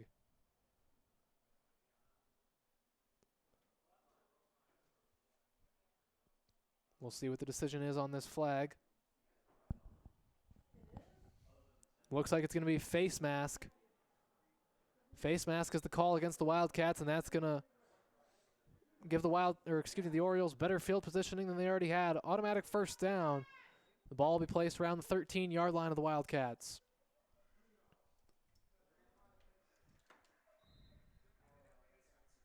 The Orioles have it inside the Wildcat territory. They're closing in on the end zone. Orioles with the fullback and running back in the backfield. Quarterback under center. Takes the snap. He's going to pass. Dylan Demeen throws it up. Number 22 is the intended receiver. Number 22. Excuse me, I don't think that was number 22. I couldn't get a number on that, but it's incomplete.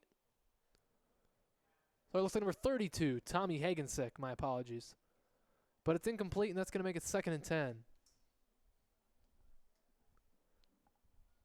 The Wildcat defense trying to keep the Orioles from scoring.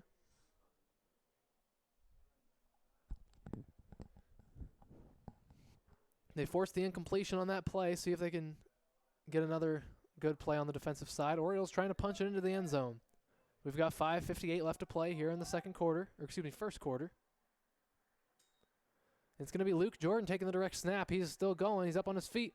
Going to be dragged down by, looks like number 56, Colton Nowadsky on that tackle. But there's a nice gain, and that's going to make it 3rd and short for the Orioles. Looks like 3rd and about 2. Ball's placed right around the 4 or 5 yard line.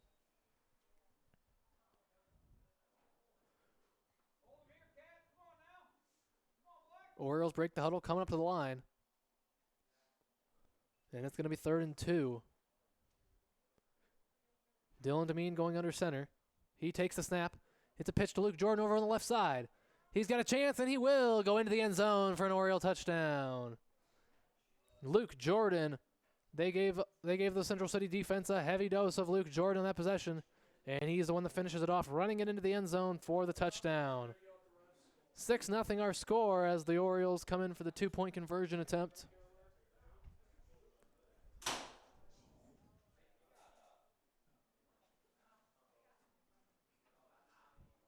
In the 2-point conversion attempt, there's 3 backs behind the line of scrimmage. It's going to be, looks like Luke Jordan takes the direct snap. Colton Nowadsky with a nice play.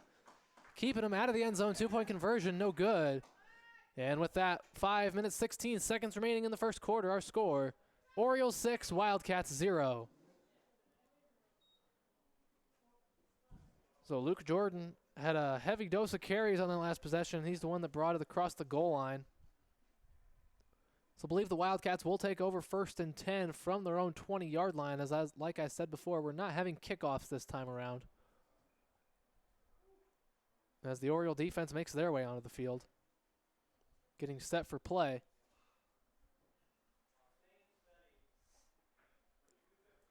Wildcat offense making their way onto the field, and we're set to get things going once again.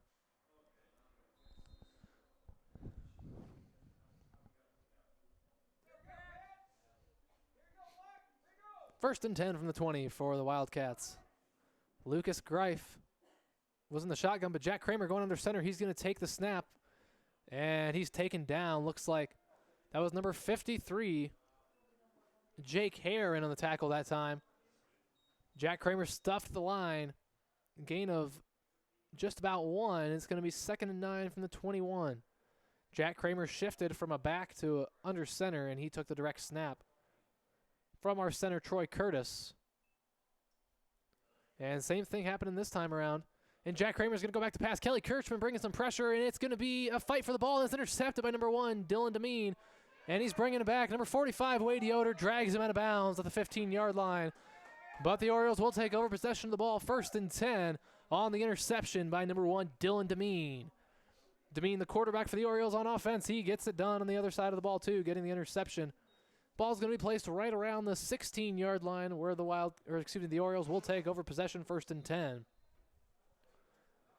The Wildcat defense is going to have some work to do if they want to keep them from getting into the end zone. They're only 16 yards away as Lucas Greif runs off the field at the last second. Oriole offense coming up to the line.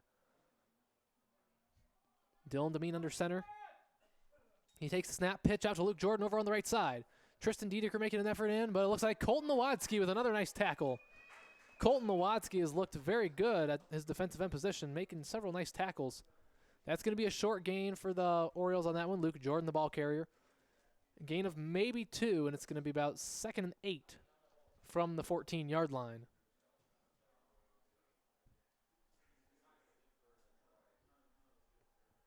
Orioles in the huddle now, breaking it, coming up to the line. It's going to be Luke Jordan in the backfield.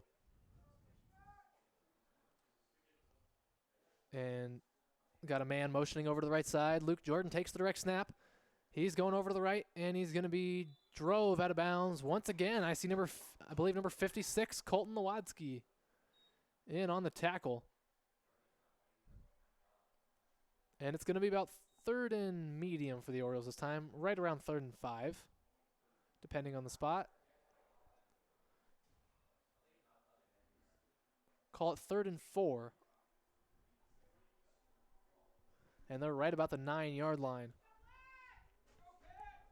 Oriole offense coming up to the line. Wildcat defense is trying to get a stop. Try to keep him off the board. As Dylan Demeen takes the snap, it's going to be a handoff to Luke Jordan.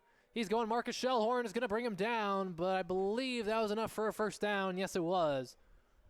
Luke Jordan, the ball carrier. Marcus Shellhorn making the tackle, but that is going to be enough for the Oriole first down. They'll have a 1st and goal from the 5.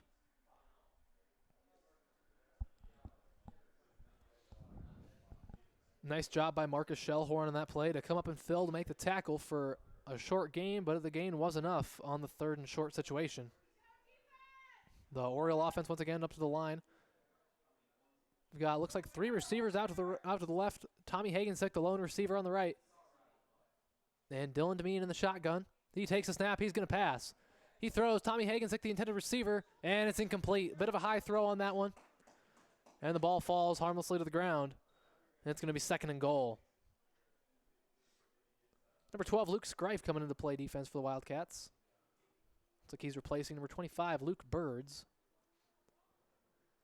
And Dylan Demeen bringing in the play from the sideline to the huddle for the Orioles. 6-0 our score here with 3:16 to play in the first quarter. I should probably say first half because, as I said earlier, this is only a half game. We'll play 2 10-minute quarters. Dylan Demeen in the shotgun. He'll take the snap. He's going to pass again. He throws. Tommy Hagensick's way again, but it's going to fall incomplete. He couldn't quite get the touch on it he needed. Led him a bit too far back to the wide side of the field, and it's going to be 3rd and 5 from the 5. 3rd and goal. Only 3 seconds came off the clock that time around. 3:13 remaining in the first half. Ball still placed at the 5-yard line. Oriole offense coming up to the line of scrimmage. Wildcats trying to hold him out of the end zone here on 3rd and goal. And the pitch out to the right side. Luke Jordan, the ball carrier, he's going to be tracked down. Looks like number 81, Elijah Fleming, was in on the tackle that time. And he got a short gain, if anything.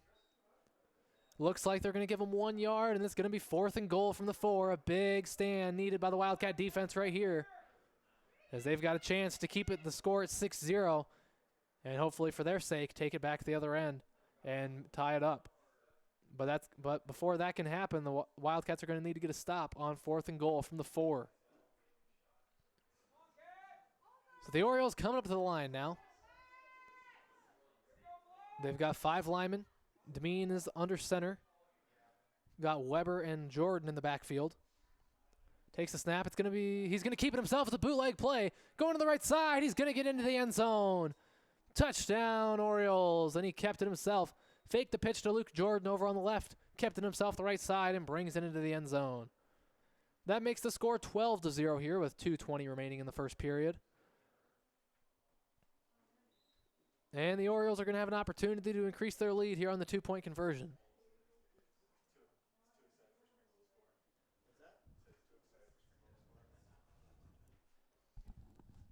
Yeah, I'm being unbiased.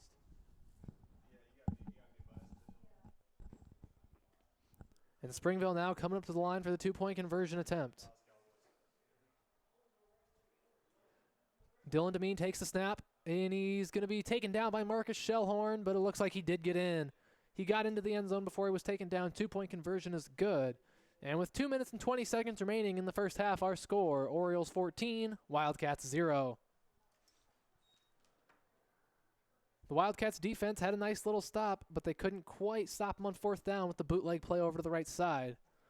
And once again, 14-0 our score with 2:20 remaining in the first half. Wildcats offense will take over 1st and 10 from their own 20. They'll try to move their way down the field a little better than the last time where they threw the interception. And Lucas Greif is going to be the receiver, headed over to the right side. And he's now motion to the left. He takes a snap on the jet sweep. Lucas Greif, the ball carrier, and he's going to be stopped. Gain of 2 or 3 on that play. The Oriole defense was right there. Looks like they're going to give him about 3 yards. Going to be about 2nd and 7 from the 23-yard line.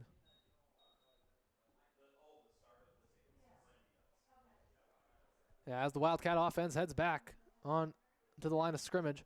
They've got one receiver to either side. Luke Birds on the left, Lucas Greif on the right. Jack Kramer in the shotgun. Lucas Greif coming over to the left once again. They're going to fake the handoff. Jack Kramer's got it on the right side, and he's got room. He's got one man to beat. He's at the 30. He's at the 25, 20. He's going to stay in bounds, and he's going to go into the end zone. Touchdown, Wildcats. Jack Kramer on the right side. He kept it himself, made one man miss, and he had one man to beat down the sideline. He couldn't make the tackle, and Jack Kramer was into the end zone. Touchdown, Wildcats. So the Wildcats draw closer in this game, 14-6. And they're now going to attempt the 2-point conversion. Could make it a 14-8 score if they're able to punch it in. Jack Kramer with a great run on that play. And they'll see if they can improve on that deficit.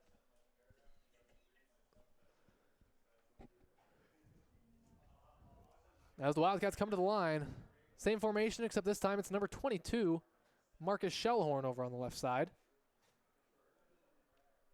Lucas Greif going in motion to the left. Fake handoff. Tristan Dedeker is going to get it, and he's going to be stuffed. I see number two, Corey Weber on the tackle. And it looks like number 21, Kelly Kirchman, was also right there. So 2-point conversion is no good. With 1:31 to play in the first quarter, our score, Springville 14, Central City 6. Oh, my apologies, ladies and gentlemen. There is a flag on the play, but it's going to be false start against the Wildcats, and it's declined. So the same result holds. 2-point conversion is no good. 14-6 our score, and now the Orioles will take over 1st and 10 from their own 20-yard line. Whoa.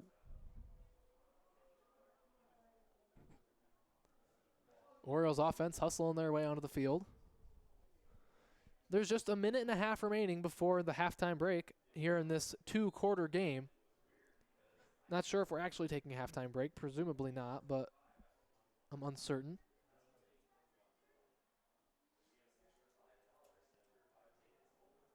Wildcats currently in a 3-3-2 look as the Orioles come up to the line.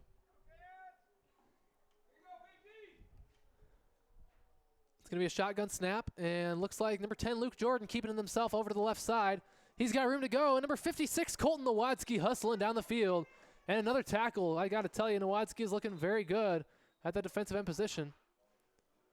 He's hustled his way down the field to make several nice plays. And there's going to be a timeout called. The Orioles use their first timeout with 1 minute, 15 seconds remaining in the half. Our score, Orioles 14, Wildcats 6.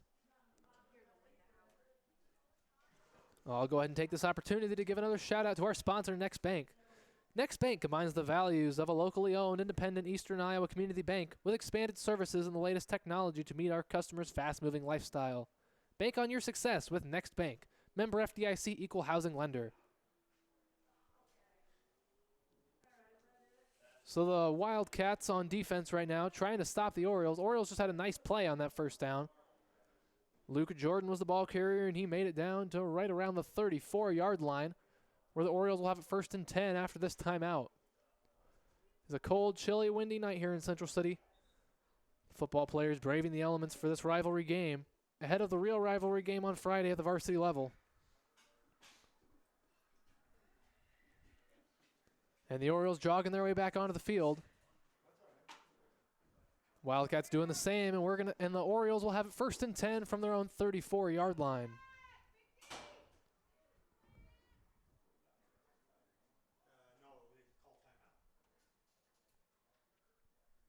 And the Orioles making their way back up to the line. Looks like Luke Jordan's going to be in shotgun. He takes the direct snap. He's going to look to throw. And a little bit of confusion. Caleb Wilson was right there, but he couldn't bring him down. And now Luke Jordan's got room to work. There is a flag on the play, but he's going to be brought down by Lucas Greif. And Elijah Fleming was also in there, but there is a flag. There's a little bit of confusion. It looked like he stopped for a moment and continued. There is the call. Holding called on the Orioles. So that long run is going to come back. And the Orioles are going to be marched backwards. So a nice run by Luke Jordan, but it's not going to stand on the holding penalty.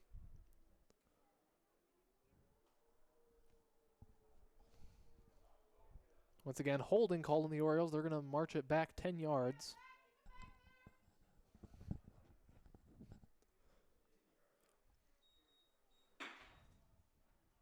After the penalty, it'll be about 2nd and 22 from their own 22-yard line. So second and very long for the Orioles. They're just going to have to try to chip away.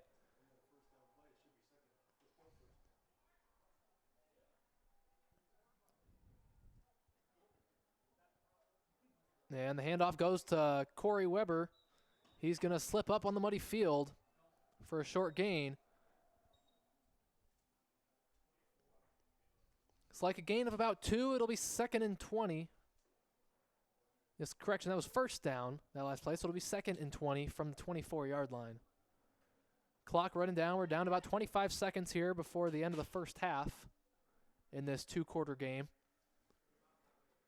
The Orioles coming back to the line.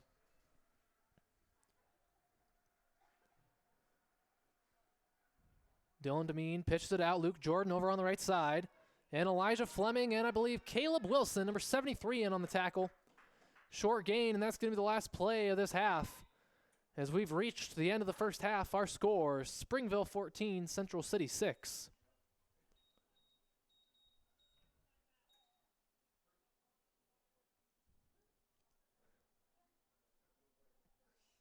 And we're going to set the clock back to 10 minutes. No halftime break in this two-quarter game. There's about a gain of, looks like they got up to the 30-yard line on that last play, so it'll be about 3rd and 14 when we resume play. Once again, our score 14-6 in favor of the Orioles.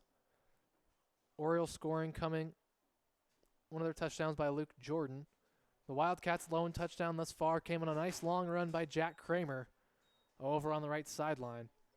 So 14-6 is where we sit right now, as we set to resume play here for the second half of action. Oh, okay. They're doing an untimed. So don't run the clock on this? Okay, thanks. Bye. They call a timeout with like point something seconds left, so they're just going to run this as an untimed down. My apologies for the confusion, ladies and gentlemen, but it appears Springville got a timeout off just as before the clock hit 0. So they are going to run one more play as an untimed down here in the first half. My apologies for that confusion. Ball will be spotted at the 30-yard line. The Orioles will have a chance to get on the board once again here in this first half. 2 receivers left, 2 receivers right. Dylan Demeen all by himself on the backfield. 3 linemen is all for the Orioles. There's a snap. Dylan Demeen looking to throw. Colton Nowatzki's right in his face, but he does get it off intended for number 32. That's Tommy Hagensick, but it will fall incomplete. And now we have reached the end of the first half. So 14-6 our score. I didn't think we're not carrying over into the next quarter. This fourth down, I didn't think was third down. Was that Jack on the long run? Yeah, it was. Yeah. I think it's going to be their ball anyway. So I believe Springville will maintain possession. They'll have it 4th and long from their own 30.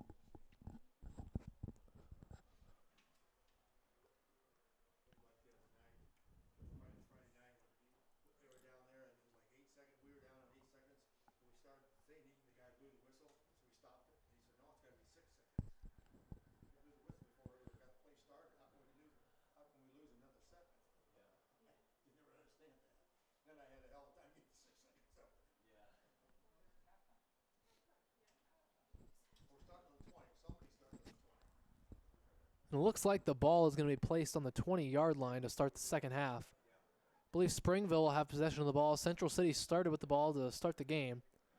Again, there's no kickoffs in this game, so the ball will just start on the 20, and looks like the Oriole offense will take over 1st and 10 from their own 20-yard line. So we're back in play. We're just about to get this second half of action started. 10 minutes on the clock, and that's how much time remains in this JV two-quarter matchup between the Central City Wildcats and the Springville Orioles.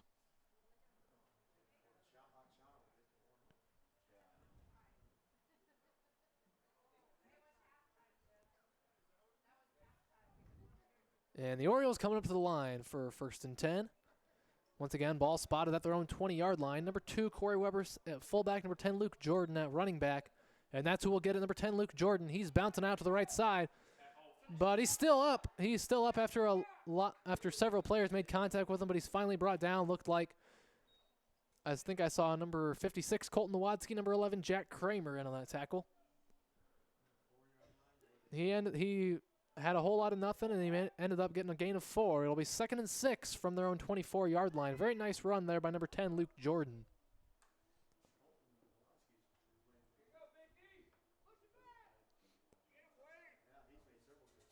It's going to be 2nd and 6 now. Orioles have the ball. Snap to Demeen. He's going to hand off to Jordan once again. He's going into a big pile of Wildcats and Orioles. A little extracurricular activity after the play, but we're just going to play on. Looks like a gain of about 5. We'll make it 3rd and 1 from the 29-yard line. Luke Jordan with a gain of 5 that time.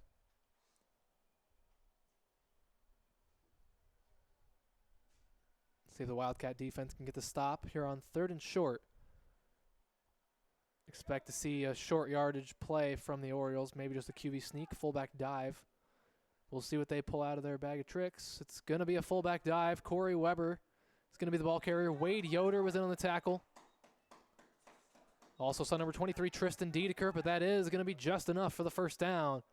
They'll give them 1. That's all they needed. They'll have it 1st and 10 from their own 30-yard line. 8.5 minutes remaining on the clock. 14-6 still our score. Orioles on top of the Wildcats. Orioles coming up to the line. Dylan Demeen in the shotgun. 2 backs behind him. He's going to take the snap. Pitch out to the right side. Luke Jordan, the ball carrier. He's going. He's going to be taken out of bounds by Wade Yoder. Wade Yoder making the tackle on the right sideline. And gain of 2 or 3 that time. Going to be spotted at right around the 33-yard line. Going to be 2nd and 8 right there at the 33.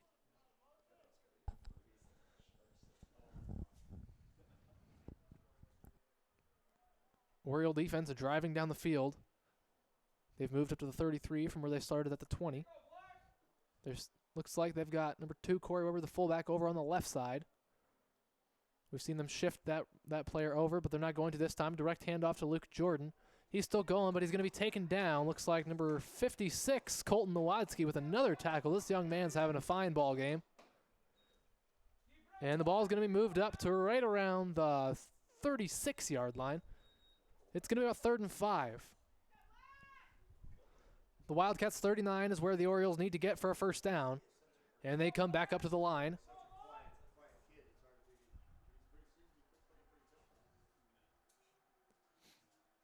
And it's going to be Corey Weber on the right side. He is the ball carrier. He's taken down by Marcus Shellhorn. Also saw Wade Yoder and Caleb Wilson in the play. He might have gotten first down yardage. He's right there. And it looks like they might mark him short. They will.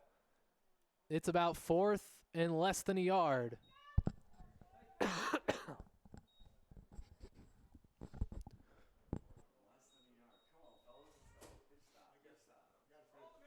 Ball's right at about midfield.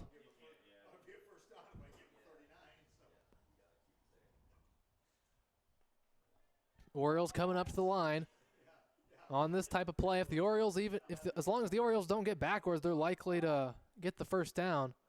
And a jump. Looks like number 45, Wade Yoder, got a little overexcited there. And it's going to be a 5-yard penalty, automatic first down for the Orioles. March off 5, ball's placed right around the the 34-yard line.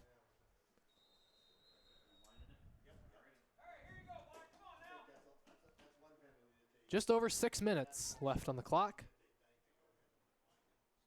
It looks like there's going to be one receiver over to the left, two to the right for the Orioles. There's a shotgun snap. It's a little high, but handled, no problem. Dylan Demeen going to throw. It's up in the air, intended for Tommy Hagensick. He has it. He can't hold on, and the pass is going to fall incomplete. Nice coverage by Jack Kramer on that play. Tommy Hagensick had it, and it fell out of his hands. Nice hit by Jack Kramer to jar the ball loose. And that'll make it 2nd and 10, still at the 34-yard line. Orioles have driven into Wildcat territory, but more importantly, they have taken time off the clock. We only have 5:49 left to play. If the Wildcats want a chance to come back in this ballgame, they're going to have to do it pretty quick because we're running low on time. They need to stop pretty bad here. So the Orioles take over possession. It's 2nd and 10. And Corey Weber going to motion over to the left.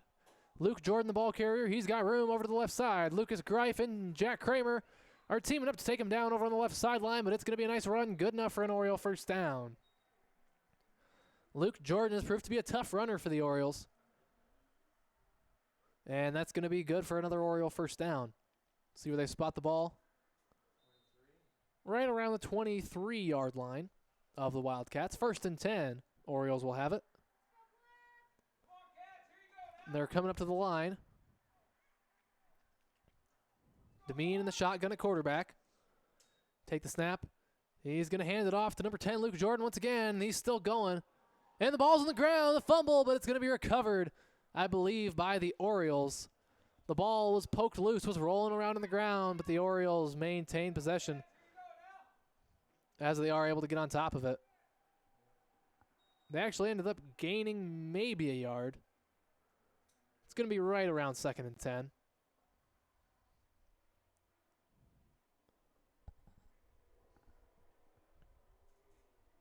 Orioles coming up to the line now.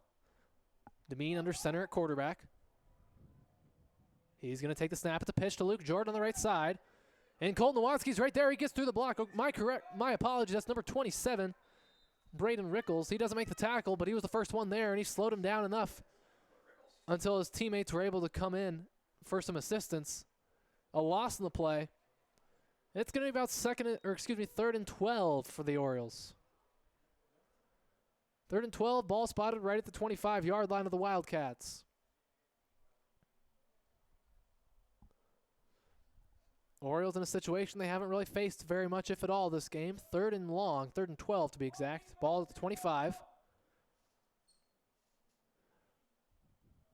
There's a snap. It's going to be a fake pitch. He's going to pass. He's throwing for number 32, Tommy Hagensick. It's intercepted. No, dropped. Number 12, Lucas Greif was right there. He had it in his hands, but he couldn't hold on to the interception.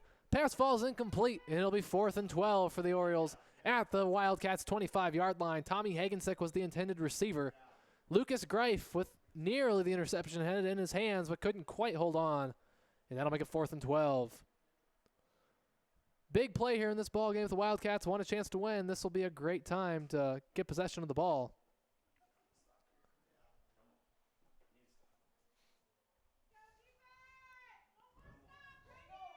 So here we go. Orioles coming to the line. There's nobody in the backfield other than Demeen. The quarterback in the shotgun, 2 receivers to either side. Definite passing situation, and that's what's going to happen. It's going to be a screen. He's going to drop it off to Luke Jordan. There's very few black jerseys in the area. And he's going. He's at the 5, and he's going to go into the end zone. Touchdown, Orioles. The screenplay ran to perfection that time, and the Orioles get on the board.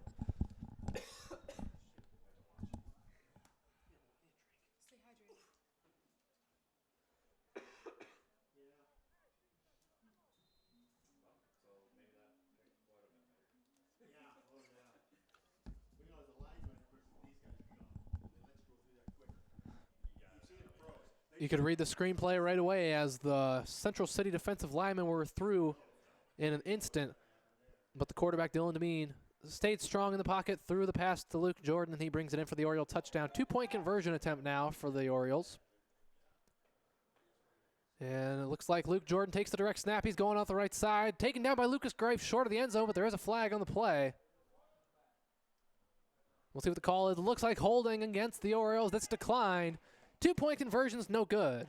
With 4:09 remaining in the second half, our score, Springville 20, Central City 6. And the Wildcats are now going to get the ball 1st and 10 from their own 20-yard line. The Wildcats going to need to get on the board here if they want a chance to come back in this game. 20-6, not a huge deficit by any means. But only 4:09 left in the clock in this two-quarter matchup.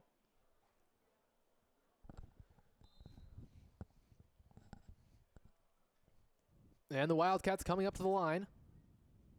The receiver, number 81, Elijah Fleming, over on the left. Number 12, Lucas Greif on the right. Number 11, Jack Kramer, lined up at quarterback in the shotgun formation.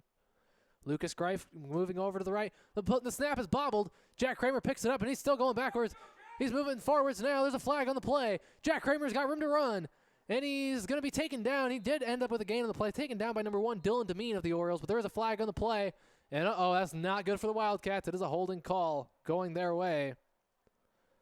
So it ended up as a broken play. Looks like a game, but there is a flag holding called against the Wildcats. So that's going to end up moving them backwards.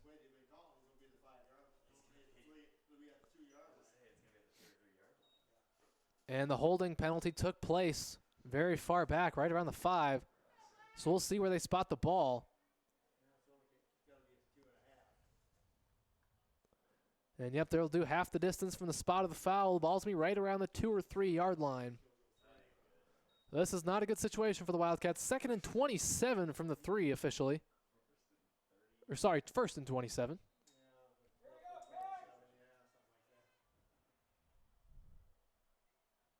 So 1st and 27, not a situation you typically have a very good play for.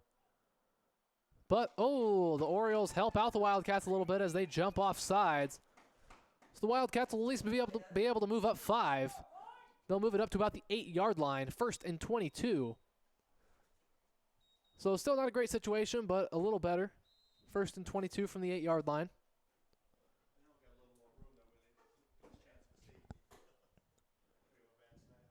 Bright side for the Wildcats is there's a much lessened chance of a safety here, 5 yards up. Lucas Greif coming over to the right. He's going to take the handoff off the sweep. But number 53, Jake Hare, takes him down for a loss. Jake Hare broke through the line and makes the tackle for the Orioles. A big loss on that play, and that's going to make it 2nd and very long for the Wildcats. We'll see where they spot it. They give him a nice spot forward progress at the 5, 4 or 5. And it's going to be 2nd and 26 from the 4 for the Wildcats. 3.5 minutes is all that remains here in the second half. Looks like 2 receivers to either side. And Jack Kramer all by himself in the shotgun. He takes a snap. He's going to pass. There's pressure in his face. He's going to get out of the end zone. Jake Hare right there once again. He spins out of it. Jack Kramer's still going, and he's finally going to be taken down on the far right sideline. And there is a flag on the field, ladies and gentlemen. There is a flag on the play. We'll see what the call is this time around. Appears to be against the Wildcats.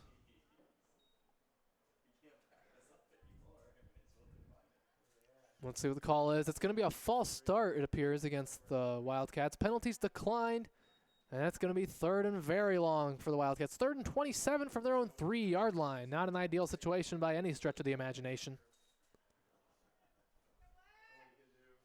And not too many plays in the playbook for 3rd and 27. Jack Kramer's going to take the snap. There's a man right in his face. He's going to take off. He's got a little bit of room. He's got a chance. He's still going. He's up, and number 1, Dylan Demeen, finally drives him out of bounds, but he might have gotten enough for the first down. Jack Kramer with some very tough running that go around. And yes, indeed, on 3rd and 27, Jack Kramer scrambles for the 27 yards he needed, and they'll have it 1st and 10, and they're going to spot it at the 31 yard line. And it looks like there was a timeout on the field. Timeout Wildcats. With 2:52 remaining here in the second half, our score, Orioles 20, Wildcats 6. Let's take this opportunity to give another shout out to our sponsor, Next Bank. Next Bank is your bank for what's next. Your next car, next home, next business, next phase of life, or next adventure. 5 locations to serve you: Central City, Cedar Rapids, Marion, Coralville, and Waterloo. Next Bank is proud to sponsor Central City Sports. Member FDIC, equal housing lender. So the Wildcats have new life in this game. 1st and 10 at their own 31-yard line after that 28-yard run by Jack Kramer on 3rd and 27. The Oriole defense making their way back onto the field for this 1st and 10 play. Wildcats still in the huddle over by the sideline. And it looks like they're about to make their way back onto the field. Once again, 2:52 is all that remains in this game. And here comes the Wildcat offense lining up at the line of scrimmage, which is the 31, their own 31. Got Lucas Greif and Jack Kramer in the backfield. Tristan Dedeker lined up at the fullback position. Shotgun snap goes to Lucas Greif. He's going to keep it himself. He's still going, and he's going to be taken down for, looks like, a very short gain, if anything. Number 88, Travis Evans, was in on that tackle, among other Oriole defenders. They'll give him a gain of 1 up to the 32-yard line, make it 2nd and 9.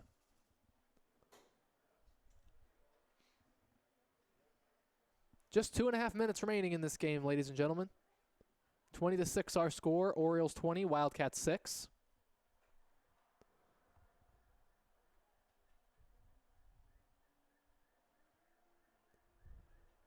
And the Wildcats coming up to the line for this 2nd and 9 play.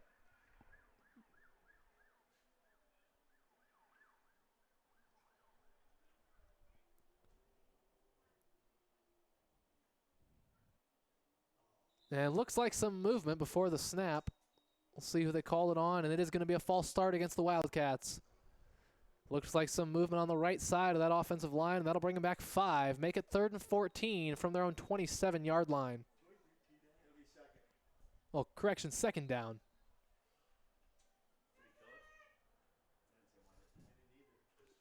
Dead ball foul will not result in the loss of down. Jack Kramer under center. He's going to pass. Jack Kramer looking to throw. He's got Braden Rickles open, but it's going to be intercepted. Number 32, Tommy Hagensick with the interception, and he's bringing it back around the left side. Colton Watsky there can't bring him down. Hagensick still going. He's bringing it back to the right side of the field. He's got a chance. He breaks that tackle. One man to beat, and it's going to go all the way into the end zone. Touchdown, Orioles. Pick 6 on that play by number 32, Tommy Hagensick of the Orioles.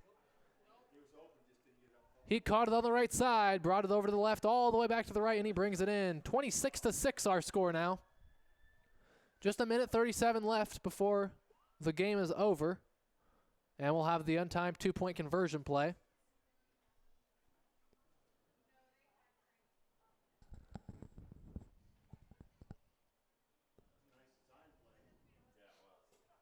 Dylan Demeen, the quarterback, bringing in the play into the huddle. Orioles break the huddle, coming up to the line. Dylan Demeen in the shotgun position. Number 10, Luke Jordan. Number 2, Corey Weber back there with him. He'll take the snap. Hand off to Luke Jordan. And he's taken down. 2-point conversion, no good. I see number 23, Tristan Dedeker. Number 56, Colton Nowadsky on the tackle. 2-point conversion is no good. With 1:37 remaining in the second quarter, our score, Springville 26, Central City 6. After the score by the Orioles, the Wildcats will take over possession of the ball, 1st and 10 from their own 20-yard line. Just a minute and a half remaining in this game.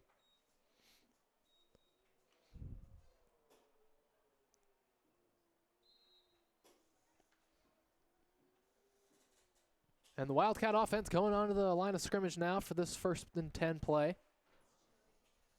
One receiver to either side. Jack Kramer in the backfield. Luke Birds to his left. Lucas Greif coming over to the right or to the left. It's going to be Luke Birds, the ball carrier. He's got some room. Taken down by number 10, Luke Jordan. Another Oriole in on the tackle as well. Luke Birds with a pretty nice carry there. It's going to be about 2nd and 6 from the 24-yard line after a gain of 4. Time still ticking away. Just over a minute left in this game.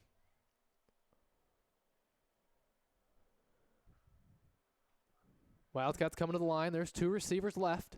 2 receivers right. Jack Kramer all by himself in the backfield. Kramer takes the snap. He's looking to throw. There's pressure in his face by number 88, Travis Evans. Number 21, Kelly Kirchner right there, but she can't make the play. And Jack Kramer with a throw. It's going to be incomplete. Bounces right in front of number 12, Lucas Greif. Number 25, Logan Mason, was also right there for the Orioles on the QB pressure. But Jack Kramer's pass falls incomplete. Lucas Greif was right there, but he couldn't quite make it over in time. Pass falls to the ground. It'll be 3rd and 6 from their own 24. Just 46 seconds remaining in this ball game. Same formation. Jack Kramer all by himself in the backfield. He takes the shotgun snap. He's looking to pass again. He's rolling over left. He's got pressure in his face. He throws. It's going to be incomplete. In and out of the hands of number 22, Marcus Shellhorn. And that'll bring up 4th down for the Wildcats. Just 39 seconds remaining in this game.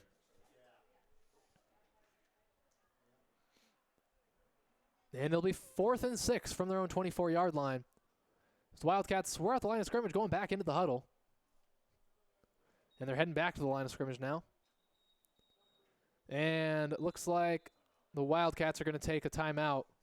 Want to discuss things over before this 4th down play. With 39.8 seconds remaining in the second half, our score, Springville 26, Central City 6.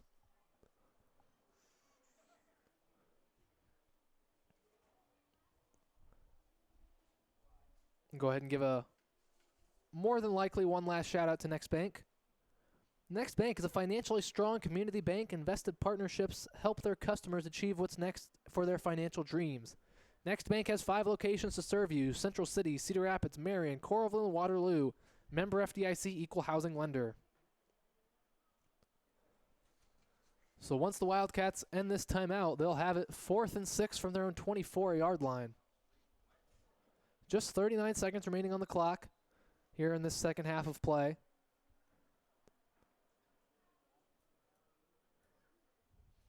Oriole defense making their way back onto the field. They're ready to play. A Wildcat offense heading back onto the field as well. We'll see how the Wildcats set up for this 4th and 6 play. Number 12, Lucas Greif, is over on the left side. 2 receivers right. There's a tight end with 3 other linemen. Jack Kramer all by himself in the shotgun. Takes the snap. He throws to Lucas Greif. It's going to be caught. No, called incomplete. Ball did hit the ground. It was a well-thrown ball. Lucas Greif made a nice effort. It looked like he had it, but he's not going to be able to quite get there. Ball does hit the ground. Incomplete. Turnover on downs. The Orioles are going to have it 1st and 10. They'll have it in Wildcat territory to start this possession with only 33.9 seconds remaining on the clock. This game is nearly over.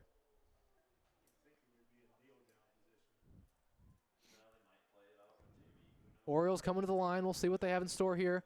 Looks like it's the victory formation. Expect a knee here from Dylan Demeen. And he does take a knee, and that will be able to run the clock out with under 40 seconds remaining. And the Orioles are going to come out of Central City with a victory by a final score, 26-6, as the final seconds run off the clock. The Wildcats had some nice moments throughout the game, but they couldn't string anything together for a long drive. And the Orioles had big plays, including the pick 6 by number 32, Tommy Hagensick. And we're going to go ahead and line up and shake hands. I'd like to give a shout out to freshman number 56, Colton Nowatzki, on a very nice game. Made several nice tackles, stuck out to me. And once again, our final scores, Springville 26, Central City 6. So thank you to both teams for a well-played game. And make sure you head out to Springville High School Friday for the matchup between the Central City Wildcats and the Springville Orioles. Thank you, ladies and gentlemen, for tuning in tonight. Great football matchup between the Springville Orioles and the Central City Wildcats. That's going to be all for me tonight. Once again, thank you for tuning in. And once again, big shout out to our sponsor, Next Bank. So until next time, ladies and gentlemen, thanks for tuning in and have a good night. Good job, David. Thanks. David's watching it. I'm out of breath. Okay. Yeah. Now we have to take that apart. Let's take that off so you can close that. Yeah.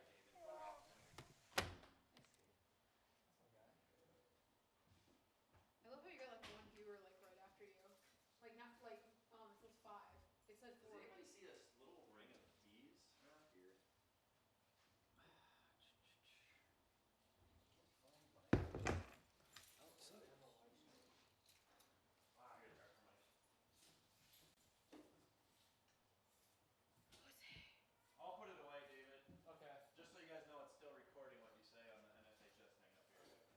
stick around for any